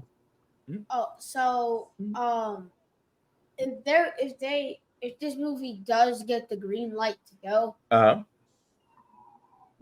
either hoping for the 80s one because that would just seem pretty cool to me. Okay. Or the 2000s, like not like the CGI ones that didn't do well. Not the Michael Bay ones with the overgrown turtle. Oh, the Michael Bay ones with where so you like Master Splinter looks like Raticate. He's not wrong. I'm questioning. I have questions for you after the show. You got questions. His watch list is going to be under surveillance. But Joe, what you got? So the R rating leads me to believe that this is going to be streaming only because you cannot put a Ninja Turtles movie in theaters and rated R. That will cut out its legs out from underneath it because it is a widely known child's property. Go ahead. Wasn't it originally supposed to be for adults? Yes. It wasn't originally supposed to be for adults, but that has been diluted to the point where it is only now existed as a child's property more than it has an R-rated property. Like, even the movies have shifted away from adult things. We got one proper Mirage Turtles, which is the original movie, and then everything else has been more child-friendly. But at the same time, The Last Ronin is not really a child's story. It is not. No. It doesn't matter. It contains the words Teenage Mutant Ninja Turtles. True, but at the same time, children are going to be wanting to see this, and they will not take that money loss. Same thing with Deadpool. And Winnie the Pooh, Blood and Honey. I'm just saying. Thank you. Blood and Honey is another one, even though nobody asked. Where did Blood and Honey come out first? Theaters or streaming? Theaters. That came in theaters. That came in theaters. Going to the theaters. I did not see it advertised once, and I have not seen it in any theaters posted. But that's what we're saying, though. A lot of, it's just like they're doing a Mickey Mouse horror movie that's going to be in theaters. That alone tells you that I don't I do not see Nickelodeon giving them the green light to put an R-rated Turtles movie in theaters. But it's Paramount. Yeah, it's not Nickelodeon. Yeah. So I mean, if Paramount, that's what I said. If Paramount decides that we're going to put this to theaters, Nickelodeon really can't say spit. That's their boss. They own the rights, so it's like if they choose to push the movies, either I don't see it going to theaters. I see it going to streaming, or at the very least, it'll be an art house or a limited run. But I don't see it going nationwide or anything. See, that's gonna be the true test, though. Is it a project I'm willing to watch? Of course. It's the Ninja Turtles. I don't care. Mm-hmm. However, once again, it still goes back. How are you telling this story? Like, how are you are you spending a majority of this film telling flashbacks? Yeah. Which can be dangerous if it's not told correctly, because now you're telling a rushed form of how we got here. Right. So that's the thing. Like, that's where I'm saying that it can be great if done properly, but again, The Last Ronin is not a children's story. It really isn't. But let's be honest, how many R-rated movies have we been into and kids have always found their way inside? That's all I'm saying. If you see Deadpool, As for what turtles I would put in there, I would put in the old. I would put in the. Oh, you already told on yourself, so you might as well go on. Come on back up here. You already told on yourself. We don't talk about our pirate upbringings. You already told on yourself with Deadpool, sir. So you might as well go on and pull yourself on up. I mean, but it's we know Deadpool is like Dave Chappelle said. We know, but really. I mean, look, we all, like I said, I made a joke about the fact that even Deadpool said, "You're really bringing your kids to see this movie? You know it's R-rated, right?" That's why they had to make a PG-13 movie. I mean, true. So, I mean, again, this is mass speculation until we actually get confirmation, and it can go both. It honestly can go either way. It really is. As for which version of the Turtles I would use the new one. Yes, Chad. What you got? I would do it like this. If they're doing what I think they're doing, then they're probably gonna start off with you know how at the. I think I'm gonna hate myself for asking this question. Have you read The Last Ronin? Yes. Will, where's your comics, Will? Where do you let your comics hang out, Will? I don't understand, Will. How could you possibly think that your child would not want to be attracted to a book full of images, Will? Why am I being interrogated? You hush. Why am I being interrogated? Anyway. You left the gun on the counter, Will. You left the gun on the counter. Anyways, as I was saying, if it was up to me, I would be using the New Line Cinema Turtles. Fair enough. But it's one of those things we got to kind of put a pin in and just see where it goes. But like I said, it would be wild if they used the new ones from last year. No. If they're gonna use them, it would have to be the IDW versions, which are it's dark. Well, since you've already read The Last Ronin, so I mean, there's no way that they would use that. I forgot. I keep forgetting what the title's called. I gotta figure out how you be reading these things, but. That I have my sources, my outlets. Okay, sources and outlets. With that being said, now Thunderbolts movie. Oh Lord, I'm sorry. I'm sorry. I'm just stuck on the fact that he read The Last Ronin, and I'm trying to figure out how. But yes, Joe, thank you so ever so nicely as I try to bail myself out of a parental issue. Thunderbolts. Finally did confirm that the Thunderbolts is the official title. However, it's Thunderbolts with an asterisk. He has sat there and said, "We will not tell you any more about that until the film comes out."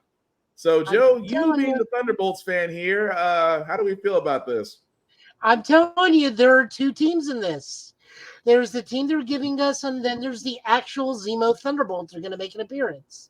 Maybe not the entire cast, but we're probably going to get at least 2 or 3 staples. Like either we have the technology to pull off Atlas, We can easily do Songbird these days.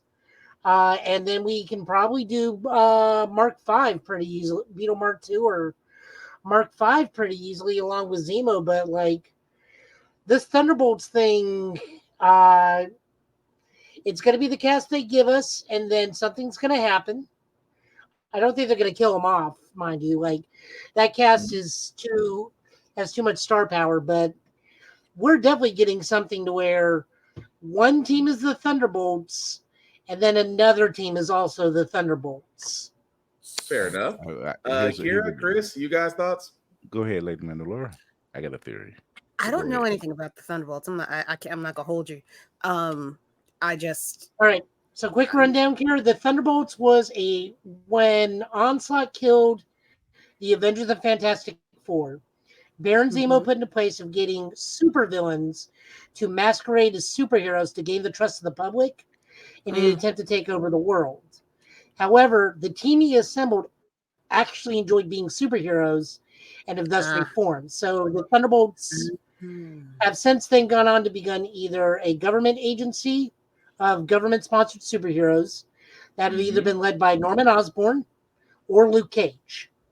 Okay, so hear me out. Okay. Hear me out. Chocolate Milk Dead Daddy is officially done with evil. We also have I'm sorry. Also known as Mike Coulter, to his mama and his friends. He's done with that. I was thinking of all of those really, really, really, really, really badly done Sony movies that were trying to form the Sinister Six. So what if they actually pull this off and get all of them to come in together? I mean, that's been done before. I mean, half the Marvel universe has been a Thunderbolt at one point or another. Doom is a Thunderbolt now. So what? Yeah. Yeah, the final issue of the current version of the Thunderbolts, Bucky made Doom a Thunderbolt. Yeah. So I mean, I guess all right. So much. Look, it did. Look, their membership drive their membership and turnover is a rotating door. Yeah, they can come in and out as they please. The only thing that's ever been consistent past the Baron Zemo era is Ghost being on the Thunderbolts, and we've already established Ghost in Ant-Man 2. We've established Bucky, who's now been leading the Thunderbolts twice. Red Hulk has been a leader of the Thunderbolts, and like I said, Luke Cage was the third longest leader of the Thunderbolts. It was first Hawkeye, then Baron Zemo, then Luke Cage. Yep. Yeah. Hawkeye. So here's my theory. Yeah. He's a very good strategist. He is good at strategy. Here's my thoughts. Something that was possibly said from various sources that I've gathered is that Thunderbolt Ross wants Sam to create the new Avengers. Sam pretty much states, how do I know we're not going to have the same problem as before? That kind of goes into... You beat about half a second on that. So the asterisk could very well be Dark Avengers. Yeah. But it's kind of funny that you did talk about that, because that was actually the other thing, because footage was shown at Cinemacon. They did actually show first Captain America Brave New World, where the scene that Chris Fury just said was the scene that they showed between Anthony Mackie's character and Harrison Ford, who is playing Thunderbolt Ross, where they pretty much said, because again, if you can find them, I'm not saying where you can find the footage. I am not going to say where you can find it. All I'm going to say is Google is your best friend. If you want to see the footage there, because we're not going to play it, because we're not going to get banned. Let's just say... I'm sorry. You're saying this after I'm the man on the wall. I don't reveal the information until I know for sure I can get away with it. We're not getting banned, but we're going to try and play the whole Spider-Man. The funny part is we actually, the funny part is we actually won that dispute. They actually dropped it. Yes, we actually won that dispute. I'm going to tell you about that. We actually won. All right, it's that deserves it's the best Wilson I got. Wow. Yeah. So, the fact that we won that dispute, because again, we shared it from Sony's actual site, which is funny because Sony was the one that copyrighted it, but that's neither here nor there. But yes, for Cinemacon footage, again, we're not going to tell you where you can find it. You can go out there and find it. I will say it exists because some people have wonderful smartphones. But that being said, the Captain America scene that Chris did describe did happen between Harrison Ford and Anthony Mackie's character, where Thunderbolt Ross did want Sam to reform the Avengers. Sam says, but what if we do something? What if, you try to get us to do something we don't agree with? And like Chris said, could lead to where we have the Thunderbolts as option B. But that was the scene they showed there for Brave New World. They also did show 9 minutes of Deadpool and Wolverine. Again, we're not going to tell you where you can find it. Google is your best friend. However, from what was said, about Deadpool Wolverine, the stuff that they did show, it was a lot of laughter. Everybody enjoyed it. And apparently everybody got a kick out of seeing Wolverine in full costume. So you do actually get to see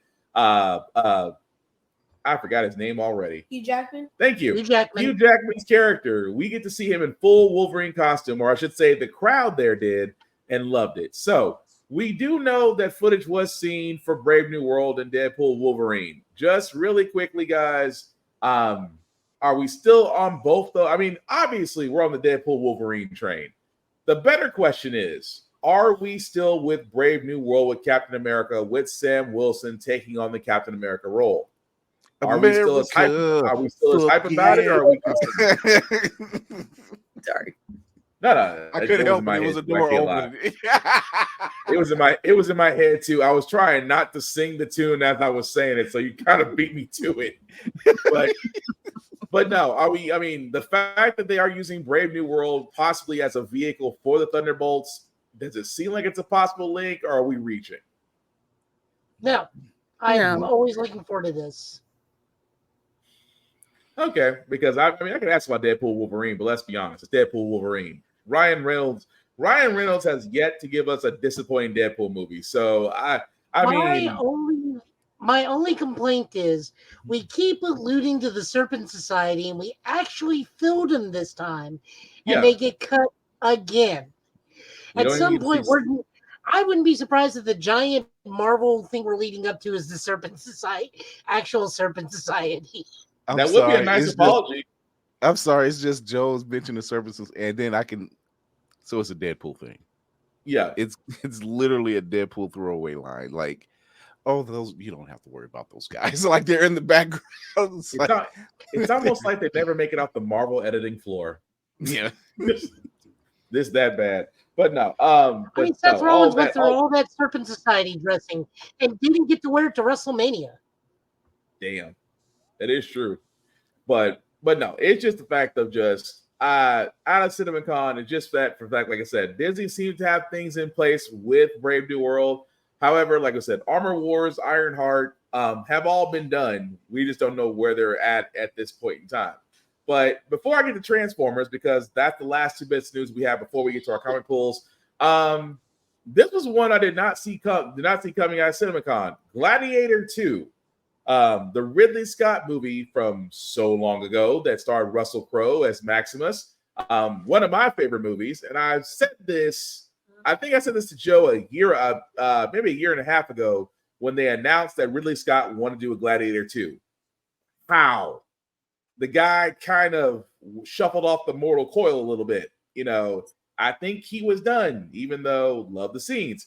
Come to find out, where they finally give a synopsis for Gladiator 2, that it's actually going to be following the child, Lucius. So here's basically what happens. Lucius is now a gladiator himself and recalls Maximus' last stand against Commodus.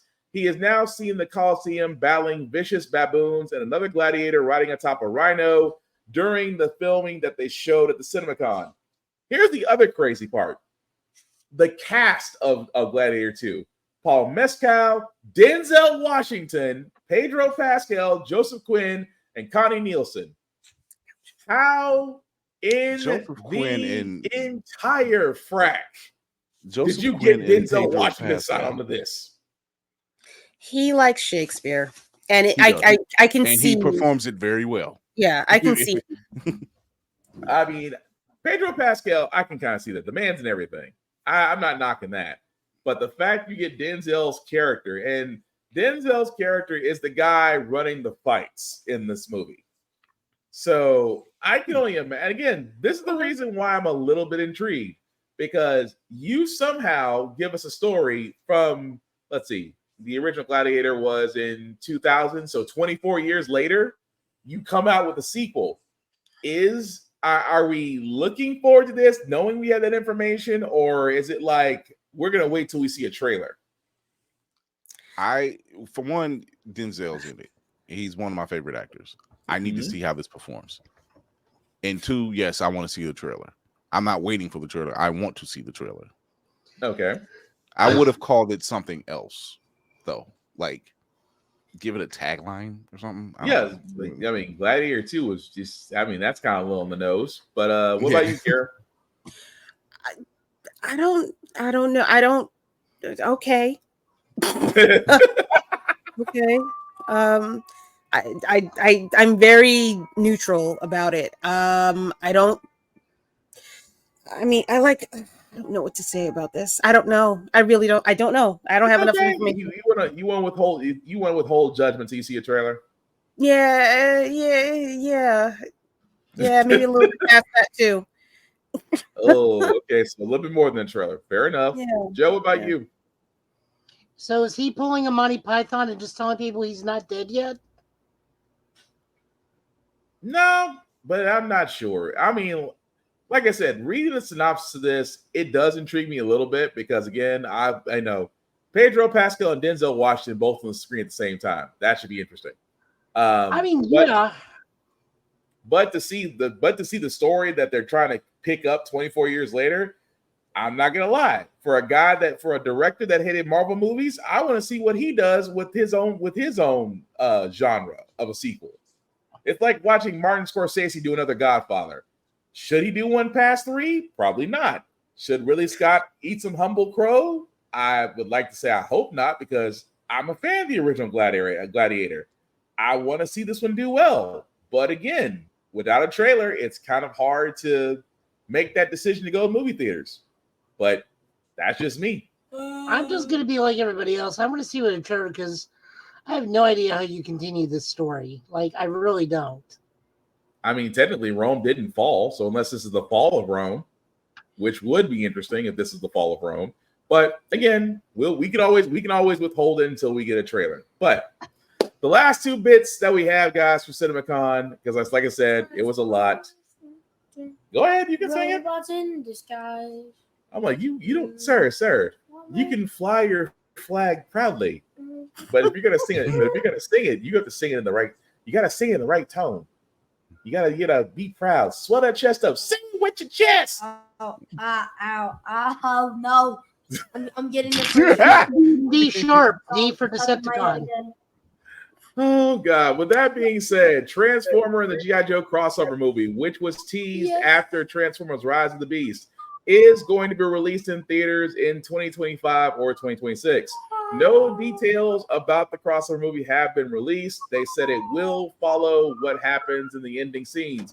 Spoiler alert, if you haven't seen Rise of the Beast, his character at the end does come across a secret organization that is also known as G.I. Joe. This also means that somewhere along the lines, if you've been following our podcast, me and Joe have been following the Transformers Duke and Cobra comic books. The Energon universe, yeah. Thank you. That have been following the Energon universe, which already has the crossover in place. So again, this is news, but not really news that we know a movie is coming. But if it is coming in 2025, we're probably going to wind up seeing a trailer sometime near the end of this year or beginning of next year. But again, I know I like Rise of the Beast. Joe, I believe you said you liked it. Chris and Kira, I think y'all liked it as well. Are y'all surprised by this? Are y'all surprised by this news, or surprised there's going to be another 1 or 2 years and wait to actually see this movie? I was surprised. I was surprised there was responses like, "I didn't know this was happening." I'm like, "You lose short attention span. What is wrong with you people?" I have a bold prediction. Go We for it. will get a headmaster in this movie somehow, probably via Cobra. As long as I can see that. But again, I was like, I get it. 2026. I'm hoping 2025, but the way movies are going, I would like to see that. I would like to see trailers, which again, Cinemacon could have gave us more trailers. I mean, if you're gonna drop news like this, give us a teaser, something. I mean, Peter Cullen could have came by and gave a speech. Every time that man gives a speech, I feel like I want to fight Decepticon personally. But again, you could have gave us something, but I'm not mad about that. But the other news that we got, guys, that we are getting another Transformer movie. Yes, sir. I have something to say about this movie. I apologize. Go ahead. So I was talking about it a couple of weeks ago, Mhm. and we were talking about what they're gonna do for this. Okay. What do you think they're going to do? Because remember, this is G.I. Joe and Transformers. So I was wondering if you know how what's his name combined with Mirage? I forgot his name. Noah or something. Yeah. I'm not saying like Snake Eyes will combine with the Samurai guy. Samurai guy's not part of this continuity. Yeah, he's not part of it, dude. No. This is kind of rolling back to almost G1 status. Okay, Well, so because here's how you look at this, Chad. In the one you're wanting, Unicron is the Earth. In this new continuity, which we're in there, Unicron is his own individual planet again. That's how you remember which movie is which. But again, it wouldn't be on a possibility, like I said.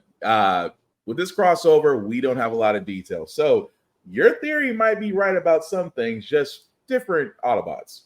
Because he said they're probably not gonna do that because of like some racial something. It's racial something? Yeah. Not like Michael Bay, where you had two Chevy vehicles cussing all the time. Yeah, those guys as well. You had two. I'm sorry. You had two Chevy vehicles that were painted, obviously, had spoiler rims, and talked black. Yeah, he told me that they're probably not gonna have those. Like, they're probably not gonna be in any other Transformer-related movie at all. Possibly, but that probably will explain the next one then, because I don't think you heard about this one. I did. So, oh, you have? Mm-hmm. So, you know what? About it. No, I'm gonna put you on Front Street. So, tell everybody about what Transformers 1 is about then. So it's basically about what happens in the golden era of Cybertron. It got you. Keep going. This is perfect. Keep going. It's all animated, and it has Alita 1, Bumblebee, Megatron, and Orion Pax in it. Those are all the characters that Uncle Garen told me about. Mm-hmm. And it's set before the war. I am so proud of you. I am so proud of you. Got You're exactly. one. I mean, yeah, you knocked it. You're great. That's a great description. Yes, Transformers 1 is basically a story in which we are seeing before the war on Cybertron. You're exactly right. Even to the point to where you see Megatron and Optimus Prime actually, casually still being friends. Best friends. Yep. So, I Brian wonder what Tyree. continuity they're going with. Well, it's gonna be interesting. I mean, I want to point this out as well. Brian Tyree Henry will be the voice of Megatron in this animated movie. I cannot wait for that. So it's gonna be that. But what are you gonna say, Joe? I wonder what continuity they're going from, because there's multiple continuities of this. There's the Megatron being part of the mining guild, turned gladiator in the pits of Kaon, while Orion Pax is merely a security guard. There's the other continuity where both Megatron and Optimus, Orion Pax is already gone, and Optimus Prime is, they're both senators, and Megatron is slowly leading the underground forces. I really do wonder because that it doesn't change too much for the Autobots, but it dramatically shifts what the Decepticons are about. Because the IDW continuity, the Decepticons were about fair treatment and equality, because the ruling government was whatever your ult ability is dictates what your life is going to be like. So Megatron got stuck with the drilling mode original tank drill mode for his alt mode. So he was immediately assigned a miner. His best friend, which started the whole thing, the rabbit going down the hole, was unjustly murdered by a pair of cops in a diner. And that started the revolution. Like, even Soundwave was like, look, we're following you, but we want peace ultimately. Yeah. And Megatron's initial battle cry was peace through tyranny. That's true. Chris, your thoughts? It's a lot of Transformers content out there. Yes. It's a lot of, and I'm not mad at it. But it's very interesting that Helmsworth is going to be playing a young Optimus. I want to hear that voice to see how that works. And Brian Tyson Henry, dude, just do what you got to do, because I ain't saying you haven't disappointed me in anything you've done. It's just like, so keep doing it. So it's stuff like that. So just waiting. So I was watching Transformers Prime last week, and there was one episode where Optimus Prime gets turned back into Orion Pax.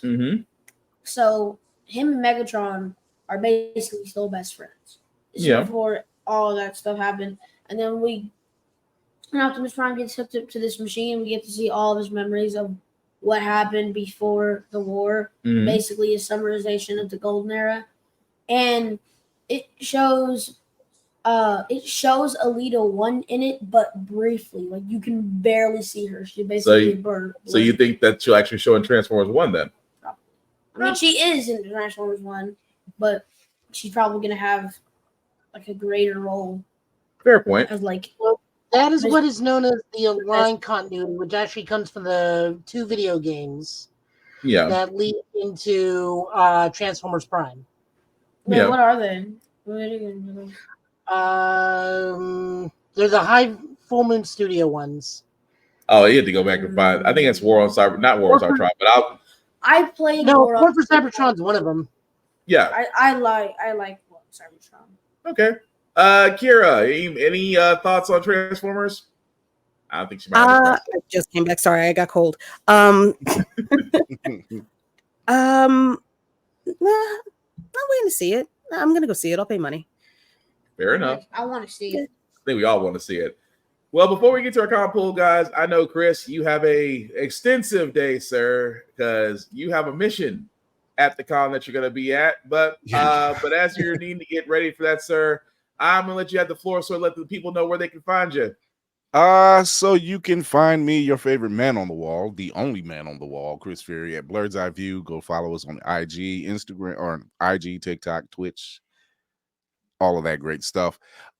We are back Tuesday, 8 o'clock p.m. Eastern. We just started our new season last Tuesday. Skipped a day because I've been at Fan Expo Cleveland. So we'll be getting footage of that and talking to some really dope people. Not so much to celebrities because they have a different dynamic, but that's okay because I ran into some dope people today, one of them being Stephanie Williams, who was in person today. So we had a nice talk. So we'll be getting a part 3 interview for Stephanie. So there's that. And since it's my birthday this weekend, I treated myself. It took a while. I finally found the one I was looking for. I'll tell the story in a second. But Kira, you'll like this. You'll like this.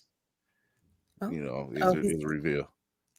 So first off, it took me a minute, but by chance, I was able to. Can I have it? Yeah. And you, that's the first you said. So this is $100. It was $100. and battle ready, battle tested. You can spar with it and everything. Wait, let me see the handle. Ooh, nice. And this is the crazy part. So yeah, it makes noise and everything. So here's the crazy part. This was in a mystery box. Oh, I know who. I think I can't remember the name of the. There was I think it's DX Saber. Yeah, DX Sabers. Yeah. That's good shit. Mystery box, and he said, "Let the force guide you." And I almost went to the far right, but something said, "Nope, go to the left." And he said, "Yeah, nobody's picking these over here." He opened it up. Please put it together for me. First color that lit up, blue. I'm like, I picked well. Nice. He's like, but you can cycle through them. He cycled through them, and I'm like, and there it is, purple. Uncle Nick / Mace will love the choices I've just done today. So yeah, that's my birthday gift to myself. I needed that. I seen that. I'm like, oh, I'm done for the day. I'm done for the day. I got a show to do. So yeah, there's that. We'll be back Tuesday, but like I said, go show your support on the YouTube channel. Go check us out on Always Press Record through Roku devices. Follow us through all the things. Blurred Station. Go sign up. Show your love. Show your support. We'll be launching really soon. We have some news coming down the pipe right now, probably before the end of next week. So stay tuned. But until then, I'm gonna let Spartan have the floor. This is his shuttle today. I'm gonna take mine back to the ship. Get some rest. Because piece of advice. This isn't just con, and this is not just con etiquette. Wear comfortable shoes. That too. You're gonna be walking. If you're gonna be walking some miles, you will be walking in New York. Concrete. Understand, you need comfortable shoes. Yes. New Balances and Skechers are your bestest of friends, and there's nothing wrong. They got Snoop versions of Skechers now, so go get those. So look at that free advertisement I gave Snoop Dogg. He didn't need it, but he gonna roll with it though. But yes, sir. But thank you again, Cap, for joining us. Happy early birthday, sir. Thank you. With that, because you have a mission. Because I have a feeling that you are going to be very successful tomorrow. But I think you have an ace up your sleeve you don't want to tell nobody about. I completely understand. I'm just gonna wait to see what happens. I will say this. That mutant ability of mine. I'm gonna need to start bidding lottery. I didn't expect it, but we got some news through those who don't know. I live in Cleveland. We got news through the Siegel and Schuster Society. I can't say as too much what, but it's something big, and it has nothing to do with filming Superman in Cleveland. It's something else. Can I just pick your X-Men name? Huh? You said what? Can I just pick your X-Men name now? My X-Men? Hey. We'll just call you Headline. Hey, I'll take it because I don't know. I said, hey, whatever this gift is, I'll roll with it. But so I'll be going to get some information on that tomorrow morning.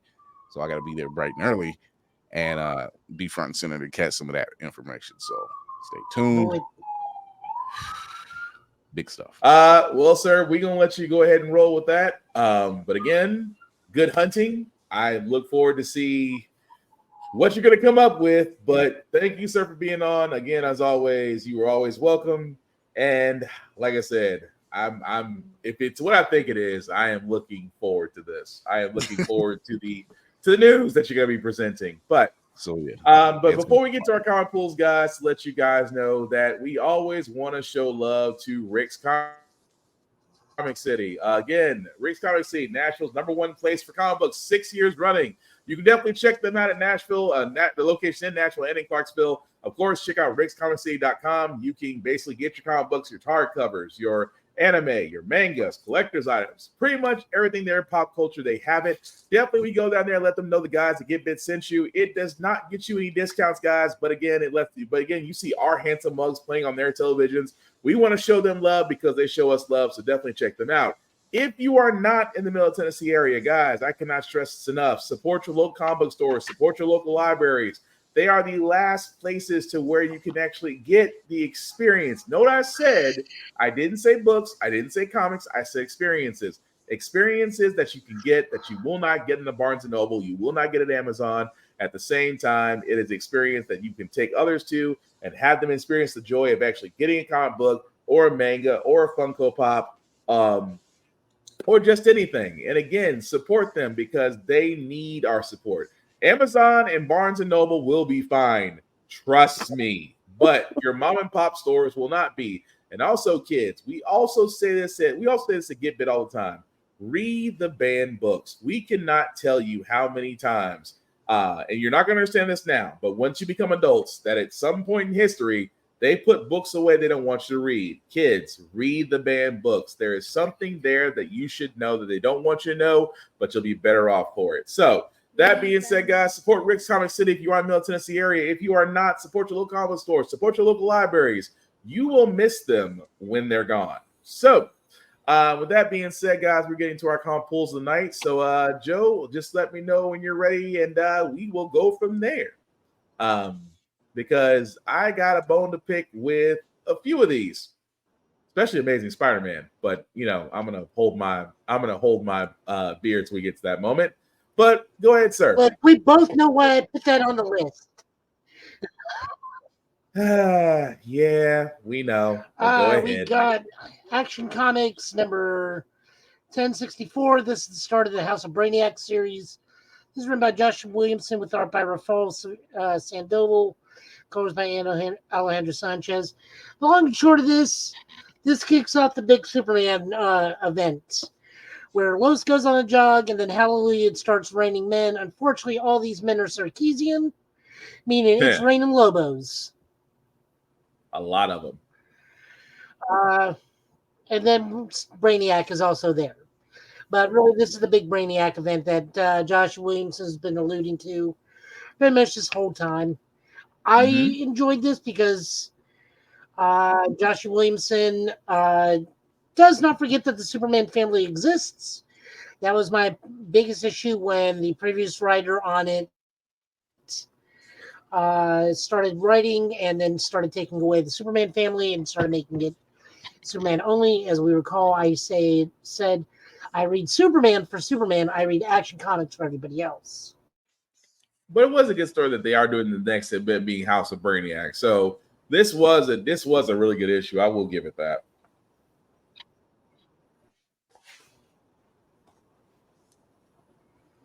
This also leads into Absolute Power, the Amanda Waller big summer event that's trying to counter Marvel's first Blood Hunt thing. So there's that.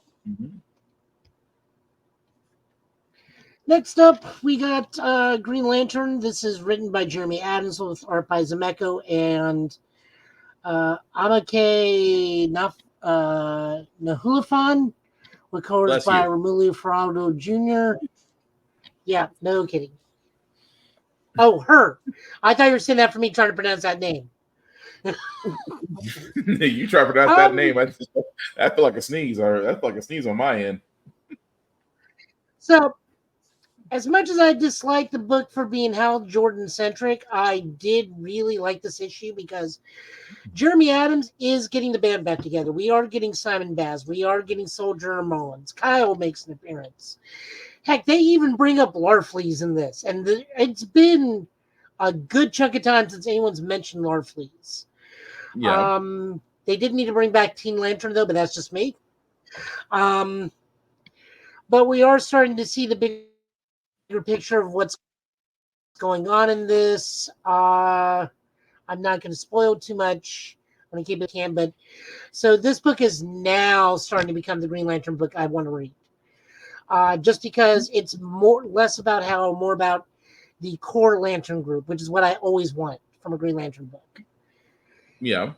The Lantern Corps is a core. It's a group of people. It's not just one person.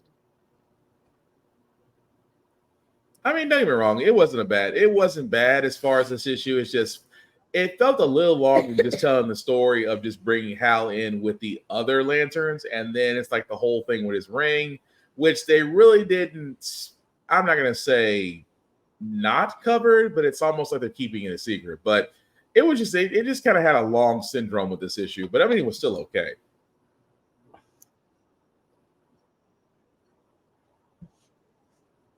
And we might have a slight delay. Invincible Iron Man number 17. This is written by Jerry Dugan. No, go ahead. Art by Jerry Dugan, guest starred Pat Zecher. Guest artist Pat Zecher with covers by Brian Valenza. Fei Long just finally realizes Orcus is not out for his best interest and it's only in the interest of the machines. Mm-hmm. Iron Man is starting to feel the effects of being surrounded by constant Iron Sentinels. And then his darling wife sends the best possible help she can in Magneto.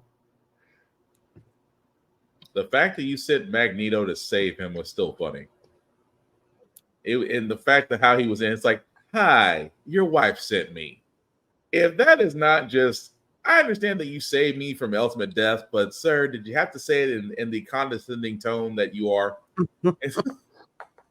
He's like, your wife sent me. It's like, Emma has saved. I really do love that Emma and Tony are married. They do suit each other. Wrong. Yeah, I mean, they have been good for each other, but Emma is just like, can you please go save my husband? He's not meant for this fight. Can you please go save him? Just damn. Pretty much. Mm-hmm. Speaking of which, Resurrection of Magneto number 4. Or as I like to think about it, that time Magneto brutally murdered most of Orcus. While having an ethics discussion. He had an ethics discussion while picking out a helmet. Sir, you are literally. I mean, if you have to, he color-coded alignment. He color-coded alignment his helmets. Purple's chaotic evil, white's lawful good. The black helmet is chaotic neutral. While tearing apart security guards, you were having a discussion over what helmet to go with. You got to be fashionable. Yeah. I mean, there's fashionable, but it's like, my God, sir. I think this is just the artist rendition. Fair. I think that's just the artist rendition, but I think he's also a little younger. Yeah, they did draw him younger. I'm just tripping off the fact that 3 helmets. Like, this whole issue was just like, do I go with the original? Do I go with silver? Or do I go with the redraw?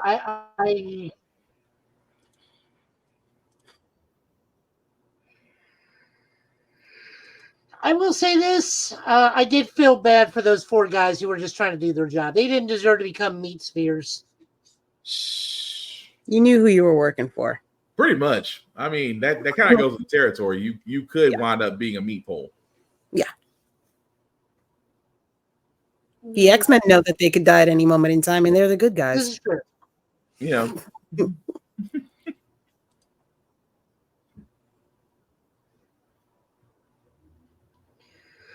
All right, so this is the reason on the cover is the only reason we're looking at this book, people. If you know by now, it's Ben Reilly, so we're going to take a look at what's going on in the amazing world of Spider-Man. 3 episodes from now has already been spoiled for everybody because Marvel just can't keep their mouth shut. Apparently, in this book, Ben Reilly is teaming up with Goblin Queen in order to get some stuff back. Spider-Man is trying to save Betty Brant. We're only looking at this because Ben Reilly's in this. I'm assuming they're going to fix Ben Reilly here because the big reveal for episode 50 is Peter's going to become the new Green Goblin himself, known as Spider Goblin. Chasm and Hallows Eve. 2 characters that didn't, you know what? Let me leave that alone because some people do like Chasm. Some people do like Hallows Eve. For reasons beyond my comprehension, but to each their own. Because Hallows Eve's solo book was actually good.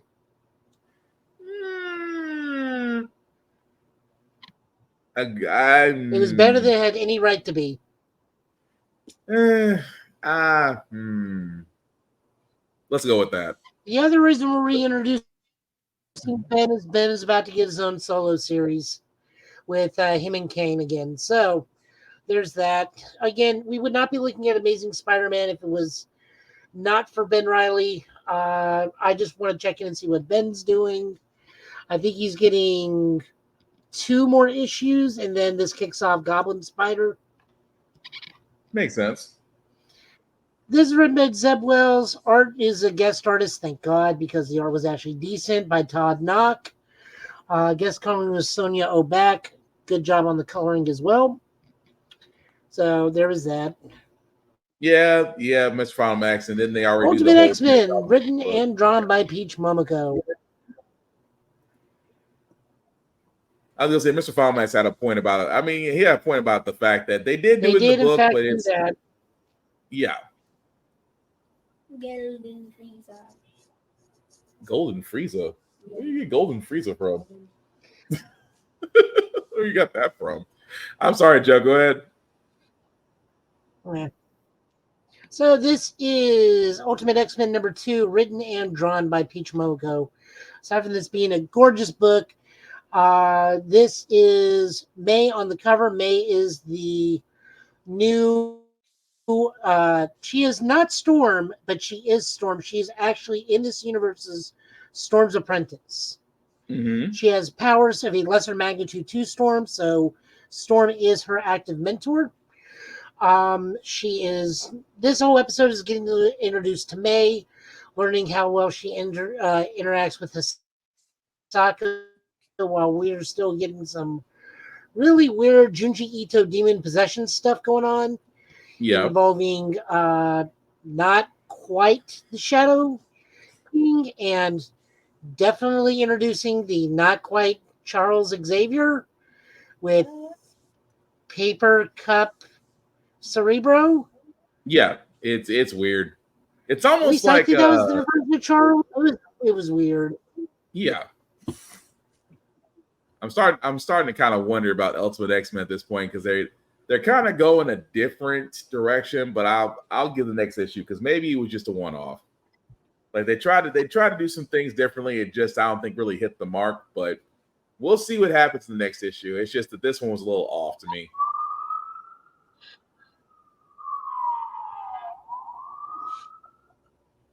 What was that noise? Moving on over, we got Grimm number 16. We have not checked in on Grimm in quite a while, but this is written by Stephanie Phillips with art by Flaviano and colors by Rico Renzi. Basically, we're just getting a story from the priest who is currently helping the main core crew as they prepare to start taking on the original sin, as that has slowly been corrupted along with the rest of the world by the original sin. And only the main character, whose name escapes me, we have really not checked in this book in a while.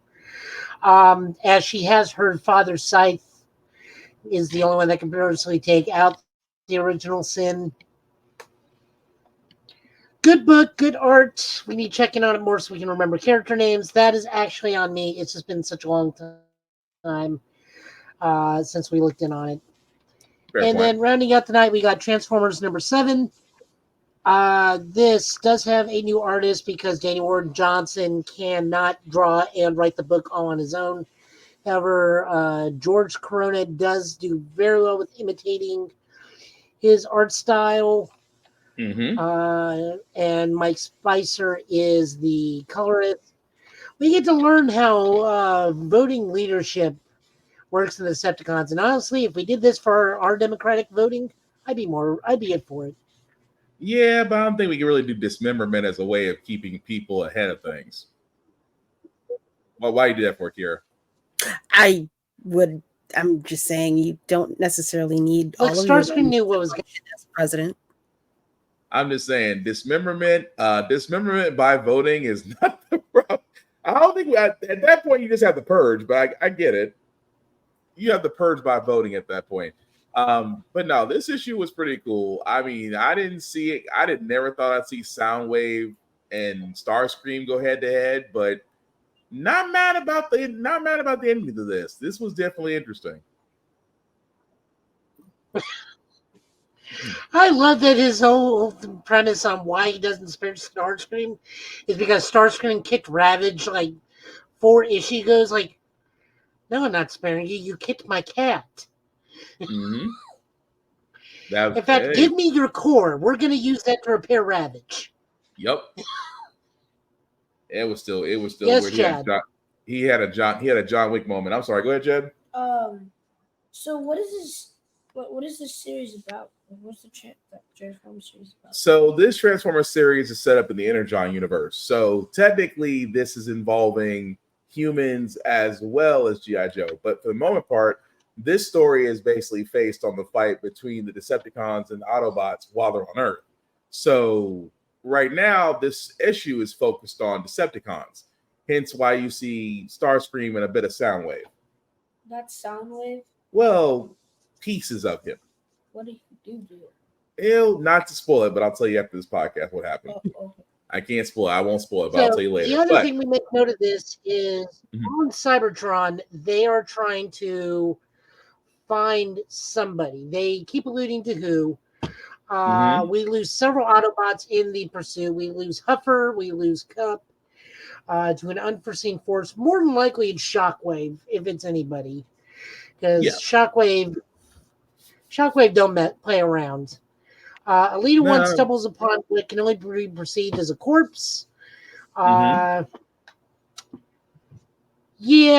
I don't think anyone's lighting his darkest hour anytime soon. But the fact that everybody voted immediately is still funny to me. The immediate vote, like, oh god, yeah. Do you see me as leader? Yes. Really? That fast? Oh, okay. All hail Soundwave. Soundwave, in multiple iterations in the grand scheme of things, has like pursued peace. Even Optimus Prime has like offered him a branch, and like Soundwave legitimately thought about it before saying it's like, no, we can't do this. We've been at war too long. One of us has to win. But like he legit thinks about it when Optimus Prime offers him an olive branch. No, fair point, but that's good to know. But is that I was about to say, because I saw that your screen went off. Do we have anything beyond Transformers, sir? No, other than me being very tired and very busy. Okay. Well, thank you, Joe, for the common pulls of the week. As we do wrap this up, because I like to put people on the spot. So of course, I don't know why you're looking away. I'm looking dead at you. I don't know why you looked away. I'm just not gonna point you out. So as we wrap this up, Kira, do you want to let people know what you're up to and where they can find you, please? You can absolutely find me on YouTube and Twitch under the title screen name Roomful of Blurs. This weekend, this Sunday, I will be starting our our comic book reading club. This is what we're starting. Yeah, get my ring light out of the picture. Yeah, there we go. Definitely join us. I am going to be covering the origins of the Turtles, which is why I had so much extensive knowledge running through my brain during that segment of the show. I'm going to be covering all of the iterations, all of the origin stories. It will not take me very long, even though there are a lot of them. Come join us, learn some things about them, and then we're going to start with part 1 of The Last Ronin. That's about it. You can also find me on Blurred's Eye View, Tuesdays and Thursdays, along with Captain Fury, that just departed like 10 minutes ago, whichever. Also find me on Instagram. I post funny things. I look for new content creators, artists, musicians, and all that otherwise. And I do voice acting too. I'm trying to put myself out there more. It is hard. I hate advertising for myself because I try to do more for others. But yeah, I do things. So that is me. F the algorithm. And yeah, man, put yourself out there. Don't be afraid. It's okay. Yeah, she's also very talented in the voice acting side, so I will go ahead and say it for her. At the same time, she's very charismatic because she has got to interview a lot of wonderful and famous people. So yes, I will put you out on Front Street as the mysterious voice that's behind you as you're literally still on Front Street. So Hi. His name. You forgot who she met a lot of people. You gotta be a little more specific. She's famous. But stop it. Have you met Robert Downey Jr. before? Working on it in my head. Honestly and truly, I'm trying to figure that out. But you never know. Joe, do you want to let people know what you're up to, where they can find you, sir? I have no idea what I'm doing in April other than family birthdays back to back. Today's my actual mother's birthday. And then in 6 days from now is my aunt's birthday, who lives next door. Then after that is my uncle's birthday. Jesus. On top of that, I got work. I actually had to put a channel update out on Show Guy Joe's like, look, here's the rundown. We're not going to do episode by episode this month. We're probably just going to do a full month review on Boom Boonger, and I'm learning how to edit, which I need Tafari's help on learning how to edit on software he probably doesn't know how to work, but I do, kind of. Mm-hmm. But I still don't know, so there's that. And I'm trying to play video games, but I keep falling asleep. Don't we all? You ain't the only one. Yeah, you truly. ain't the only one. I'm either working 5 or 6 days right now because people are going on vacations and we have to have leadership in our area. And for some reason, I'm considered leadership. Heavy as the head that wears the crown, sir. Look, I'm only medium management. I don't have to set aside a budget for dry cleaning yet. Oh, Lord. Okay. So, like, you can still find me on stuff on Show Guy Joe. It's the new Tokusatsu channel I got going on. You can follow me there. It's where these are being shown. Joe Italian last name on Twitch. Also where this is being shown. Joe Italian last name on X and Twitter. If you follow me, it's mostly good stuff. There's very little bad stuff on my Twitter, much like on my Facebook if you happen to be there. At this point, my algorithm, for whatever reason, has shifted to cooking Japanese meals in 15 minutes from normal. I don't know why. It just is right now. But it beats what's going on in the world today. I did. Fair point. Fair point. I was going to say better than that. mine. I don't know. I've been getting Uncle Roger videos, so I've just been laughing my head off. I'll also be at the Japanese Nashville Cherry Blossom Festival tomorrow. Nice. Oh, that's nice. Cool. All right, so I guess I'm up. So first, let me thank my co-pilot, Chad, for being with me. It's always fun, and you always surprise me sometimes with the knowledge that you have. But I also have to make sure about your watch list and what you're reading because I'm trying to figure out how you watch or read most stuff that you do. But proud of you. With the cheeseburger. Squirtle with the cheeseburger. It's okay. My Gator beats his Squirtle. That being said, guys, some shameless plug before we do get out of here. Of course, shout out to my friend Von Big BZA Dot, who usually does the music and beats. You can definitely find him, Big BZA Dots, on social media. Also, shout out to Blur Station, because again, we keep telling you guys there is a new vehicle out there, and Blur Station is it. I have been saying it for months, and I will keep continuing saying it. It's the place where all content creators should be for people of color and for blurs to actually join up. Because again, we can have our own table, much like Amazon and Netflix and Hulu, but not have to give it to people like Tubi, because Tubi is not it. Because again, the same person that owns Fox owns Tubi. At the same time, guys, wouldn't you like to be able to own your own content, but actually get a more of an exposure at the same time, own your own content? You can do that at blurstation.com. Again, $10.99 a month for 36 months. At 36 months, guys, you can possibly own a piece of Blur Station. And content creators, if you want to see your content on blurstation.com, first you have to become a member. From there, you'll be able to make your pitch to those at blurstation.com and have your content there. And here's the beauty part about it. You own it. The only thing they only want is a piece of distribution. And honestly, that's a better deal than any place else. So if you do want to join blurstation.com, of course, you can see it there at the website, blurstation.com. Please go to the Join Now button, and please also go to the Blurred's Eye View Offending membership. Select any member there. We will be more than happy to be any of us. But again, it's $10.99 a month. You cannot beat that with a stick. At the same time, we have to support ourselves in order to have our own place at our own table, and Blur Station is definitely it. Aside from myself, guys, you can find me Black_Spartan615 on all the socials, as I usually do reviews on everything I cover, including gym stuff, because I try to keep in shape.